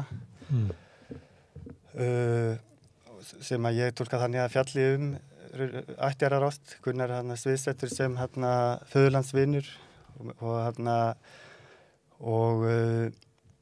og sko og það verður svona hluti af hans hetjuskap að vilja frekar degi á Íslandi en að lifa í útlöndum. Já, einmitt, eins og í Njálu og hann veit af fjandmennum sínum sem muni drepa hann. En sko síðan meirhluti ljóðsins, allan helmingurinn landslagslýsing af Íslandi og það verið að lýsa meðlans Heklu og alls konar landslægi sem kannski ekki svona samræmi við svona hugmyndir fyrirmyndar sveita umhverfi eða hann reyndar talar Gunnar sjálfur, bleika akra og eitthvað svona sem hann elskar, en hann virðist út frá því að allt þetta líka partur af íslenslýsingum sem fylgir ljóðinu að hann virðist sko ég alltaf tólka þannig að Jónas sé að sviðsetja þannig að ættjarðarvinurinn hann veit af þessum hættulegu hliðum landsins en hann vil samt elska landi og vera þó hann gæti farið til útlanda hann veit að landi gæti drepið sig og þannig að það verður eitthvað svona meiri hetju skapur af því og já, þetta með að sko það geti ekki slitið sig frá þessu óblíða landi að það einhver taug sem á vill okkar þó það fær illa með okkur já, þá elskum við það meira heldur raunverulega ef maður ferir svona alveg sauman á sig þú veist þá velti fyrir sig hvers samband þetta þá sko já, við kalla þetta meðvirkni maður getur líka að kalla þetta já sko eitthvað svona áfallatengsl svona traumatic bonding eða eitthvað sko ég reyna að tala það í greininni sko að skilja meðvirkni sem svona okkur áfallatengsl einhver áfall hafa orðið í sambandi foreldris og barns. Það væri líka kannski hægt að líka sambandinu við einhver önnur svona áfallatengsl eins og svo kallar Stokkólmshenginni þessum að Gísla Konan Lóts í Biblíunni það sem hún horfir þurfti bara að lofa því að horfi ekki aftur en hún horfði aftur til borgarinnar þar sem að dætur hennar voru nauðgað og þau voru mistins með öllum mögulegum hætti. Hún gæti ekki slitið sér frá því og horfði aftur. Það er svona dæmi áfallatengsl. Hún gæti ekki slitið sér frá sorginni. Já. Þannig að sko menn þurfa svona einhvern veginn að til að taka alls konar hluti, menn vilja halda áfram að elska landið og þá það ýmislegt svona kannski slæmt sem að þau þurfa að taka með inn í sko En elskar þú ekki landið allir? Sko, já, mann ætla bara með tvíbenda afstöðu það sko ég meina endanum ég á landinu, ég ekki farin En þegar þú að tala þetta og ég að skjótin milli að við séum mótuð af landi elds og ísa og öfgarnir í náttúrunni hafa einhvern veginn áhrif á okkur. Ég gæti verið að bara rifja upp í huganum sko viðtal við Björk Guðmundsdóttur í útlandum eða viðtal við Sigurós eða mynd Sigurós sjálfa sig og Íslands landið. Þannig að þótt að þú sett að vitna í menn sem að voru að yrkja á þar síðustu öld að þá þetta lifandi hugmynd í dag. Algjörlega og ég meina sko hugmyndir sko nútum Íslendinga og íslenska listamanna bara mjög mikla svona 19. aldar hugmyndir sko fyrir vera mjög mikið anda þeirra svona hvernig þeir setja þetta fram sko. En sjálfsmyndin okkar svo sterkt mótuð þar að hún ennþá til. Við höfum ekki fengið aðra sjálfsmynd sem þjóð. Getur það verið? Já, góð spurning. Eitthvað þróast hún kannski. En margt það fari minna þessar hugmyndir að listamenn sé undir miklum áhrifum frá stórbrotinu náttúru, það er bara mjög gamalt en bara rómatísk 19. aldar hugmynd. Já, algjörlega. Ósnert af öllum mótverisma eða setjatíma listum eða hvað? Já, sko, hún lifir allan að enn og svona menn íslenskir, eins og segir, listamenn margir Björk og Sigur og svo hlera að kynna sig og það að vera rekja það mikil innblástur kom frá náttúrinu og einhvern veginn, ég fjalla í greininu Steingrim Thorsteinsson og þar segir hann frá uppvexti sínum sko, hann yrkir Snæfellsjökul en hann ólst upp við rætur Snæfellsjökuls á Arnarstapa og það svona svolítið inntækið í ljóðinu að hann einhvern veginn hafi verið mjög mótaður af eldfjallinu og þessu svona rjósturira umhverfi á Snæfellsnesi og einhvern veginn undirliggjandi að það á einhvern hátt gefa hann eitthvað veganhesti í listinni og og menn talar þá í dag kraftinu fyrir jöklunum. Já, þannig að það svolítið sko áhverð hvernig menn þá að sko vera að sjá það ýmislegt svona sem að í grunninn ekki sko eitthvað gott sko land fyrir búskapið þannig ef maður fyrir ennþá lengra aftur í tíman eins og í átjánduöldinni í upplýsingu þannig þá voru hefur menn engan áhuga á jöklum eða eldfjöllum og það hafði ekkert gildi skilur fyrir ekki dulmögn í því. Já, og ég meina ef þú hugsaður þannig þá náttúrulega þá er það svolítið skrítið að menn sé að telja einhvern veginn að einhver svona þannig sé rjóstur í náttúra sem að hefur ekkert gildi fyrir landbúnað gerir mönnum gott eða mótið á góðan hátt og gerir gott fyrir það. En áður en þetta kemur, áður en rómantíkin kemur með þessar hugmyndir, að þá horfðu menn á Heklu til dæmis sem fannst það bara fráleit hugmynd að fara að labba á Heklu. Já. Og það var svona óg sem að ykkur leiti var það komið yfir á hálendi sem að var nú kannski þjóðbraut meira ef maður fyrir ennþá lengra aftur. En það var svona svæði sem að var talað hluta á Íslandi svipað og kannski í öðru löndum talað skóga sem bara ófærur og kaos þar sem að þú getur týnst og tapað þér og allt það. Þannig að það verður eitthvað breyting á hugmyndum Íslendinga landið þarna og skiljið þið rétt að við lifum eiginlega með þá hugmynd í dag rómatíska þjóðindis hugmynd 19. aldar tengsl okkar við landið. Já, það að mörgu liti en það er líka svo sem þetta flækjaði eitthvað aðeins sko. Já, flæktu það.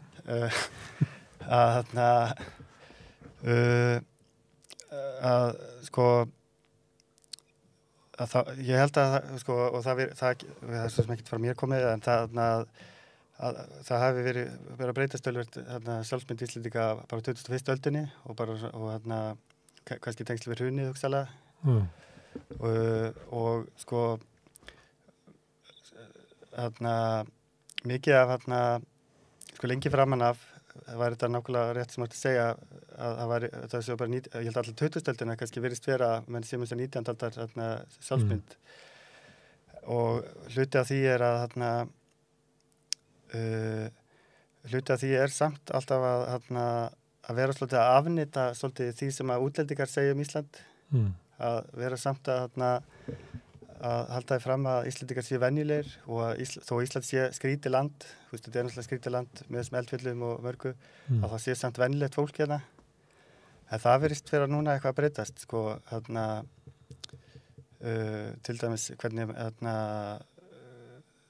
þú nefndir Björk og Sigurrós og síðan var þetta að nefna hvernig vera að kynna landi í tengslu við landkynning fyrir ferðarþjónustu að það verið að kynna, með Íslendingar verið að kynna sjálfur sig núna sem skrýtna einhverja skrýtna, exotíska svolítið svona álfa oft á tíðum sem gangast við svona einhverju ímynd sem að útlendingar kannski höfðu oft á Íslendingu sem að Íslendingar voru oft að reyna að afnýta. Það er einhver svona breyting sem að virðist að vera eiga sér staði, að hafa átt sér staði. Á þessari öld og eftir hrun? Já, það held ég. En hrunið, þú nefndir að við breyst við hrunið. Það er náttúrulega í tengslu við sjálfstæðsbarátuna sem að kveiknar, sem þessi menn eru yrkja inn í. Já. Þá er hugmyndunum að við áttum það var gott samfélag hér þegar við réðum okkur eigin málum, svo mistuðu það frá okkur og svo þegar við endurheimtum það þá mun rísa hér aftur upp gott samfélag. Já. Þessi okkur hrunið sem að Íslendingar sýndu það að þeir gátu ekki haldið í. Ég bara spyrja þig, heldur að hrunið sé svo stór þáttur í svona hugmyndum sjálfsmynd, það er svo mikið áfall fyrir þjóðina sem að náði aftur tökum á eigin samfélagi og eigin framtíð. Já. Og farnaðist það svona hrapalega.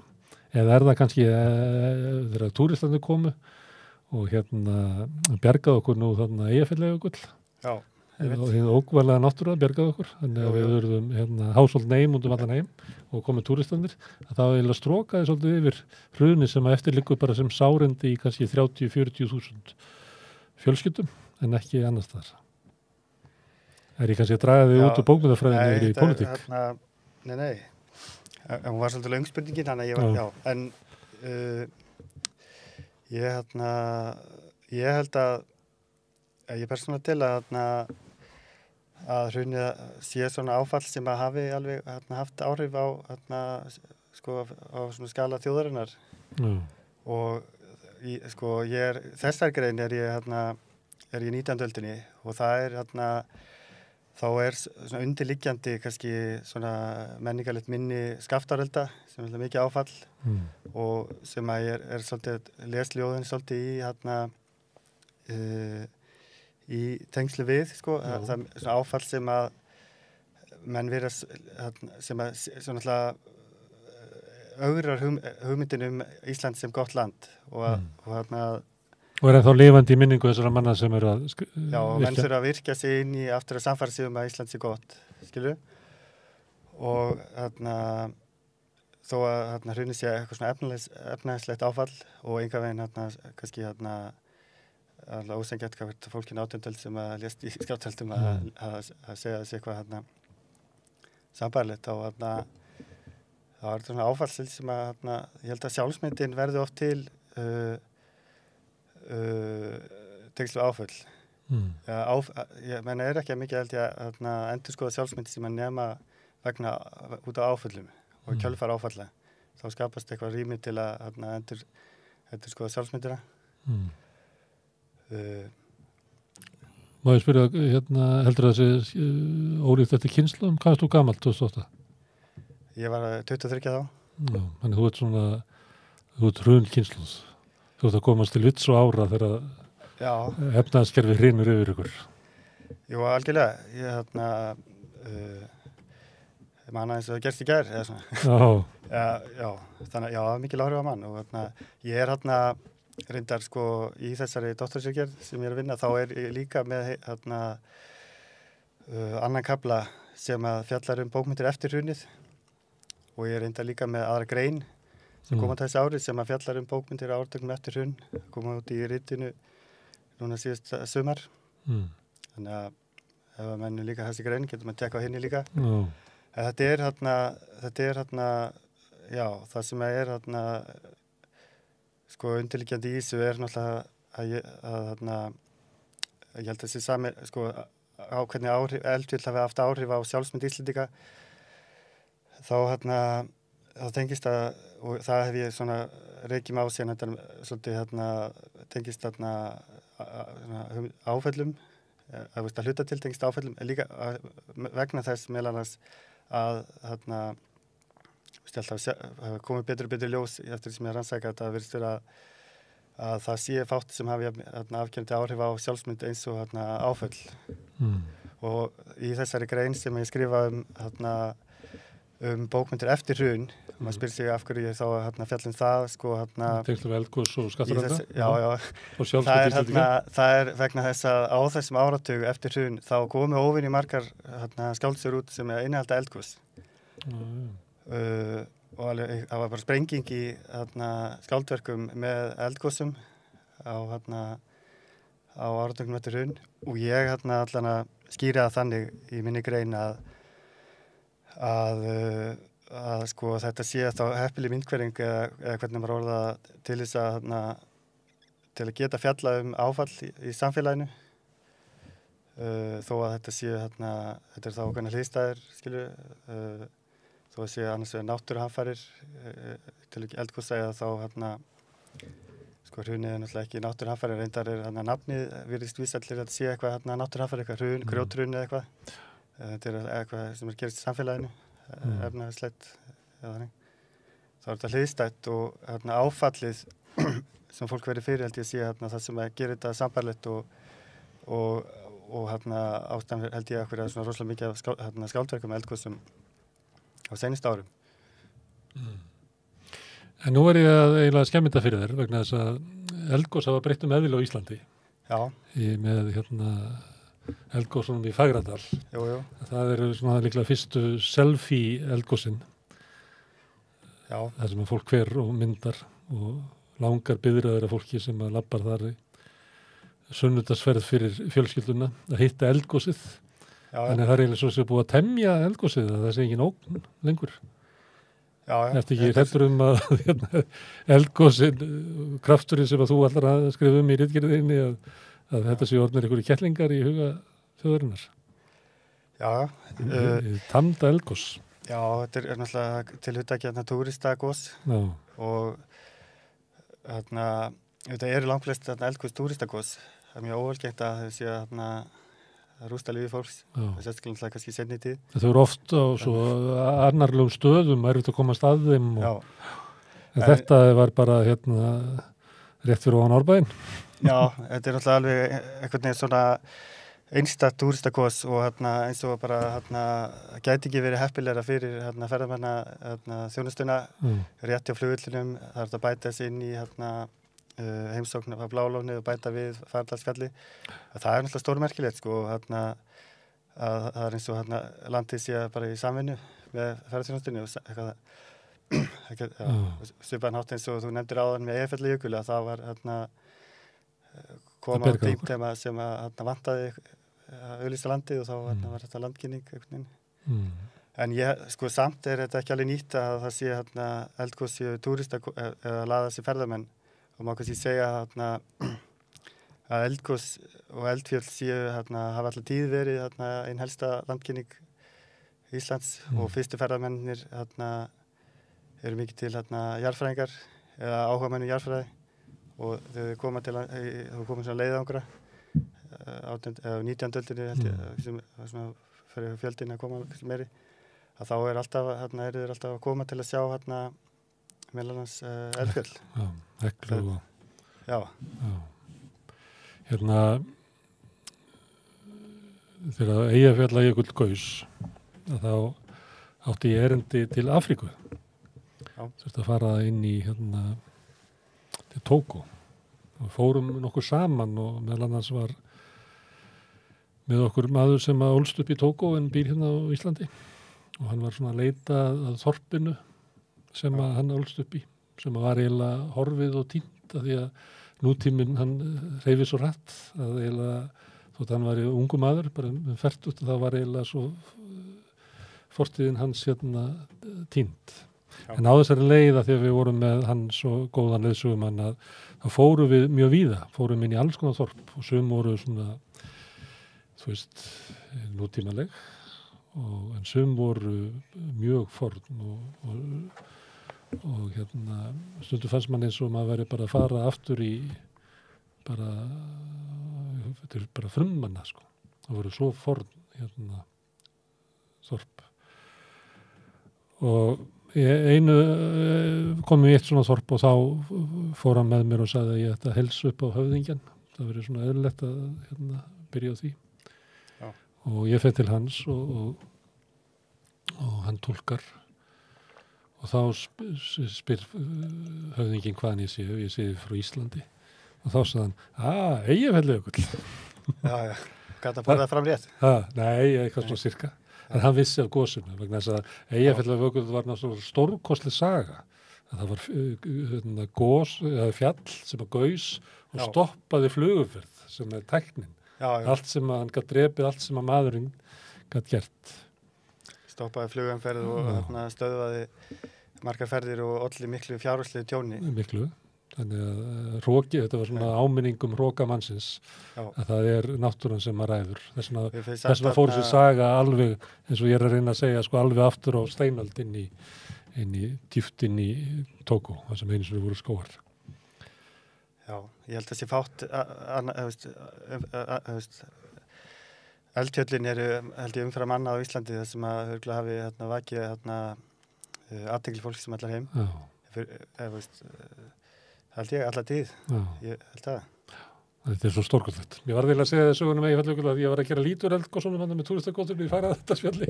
Ég var að bætað upp með ókvalir í sögum átt eldfjallana. Herðu, Alli, takk fyrir að koma hingað og spjalla sjóskaldin, en þó fyrst og fremst kannski sjálfsmynd okkar og samlífi okkar með landinu. Hvernig við höldum að landið hefur mótað okkur. Þú ert borgarbarn. Já, þú gengur ekki á fjöll og nei, ég var í skátarinn þegar ég var krakki, en ég gerir mjög lítið að fara úr bænum og fara á fjöll eða þannig. Og þú finnur ekki fyrir þessum ógnarkrafti náttúrunnar og hvernig það mótar þig og herðir karakterðin? Nei, mér finnst þetta mjög áhverjar hugmyndir og sko ég finn ekki fyrir þessar löngun að þurfa að fara eitthvað út í náttúruna og mér finnst mjög merkilt í nútímanum að mjög mikið menn að lofsama hvað menn elskar náttúruna mikið. En ég var meðal annars í greininni að reyna að koma aðeins inn á líka sko ótta fólks við náttúruna. Ég að mörgulítið líka finnst fínt að hafa náttúruna bara fyrir utan borginna og ég held að fólki finnst fínt að vera í borginni og hafa náttúruna hæfilegri félag. Já. En já. Herðu, kæra þakkir Alli. Herðu, þessi þáttur búin að vera svolítið langur. Það er svona smá ástæð fyrir því að við þurfum að hafa hérna starfsdag á samstöðinni. Þetta er skip sem við erum að smíða leið og við erum að sigla og við þurfum að taka hérna smá pásu í útsendingum á meðan við lögum aðeins tæknin okkar. Þannig að næsti þáttur af rauðaborðinu verður á þriðjudaginn næsta. Við ætlum að taka, ég held þessi 5 dagar, sem við ætlum að taka í því að laga aðeins skipið til þess að geta siglt í til jóla. Ég þakka gestum mínum kærlega sem hafa komið hérna í kvöld og hlustundum fyrir að ljá okkur eyra og býða okkur góða nætur.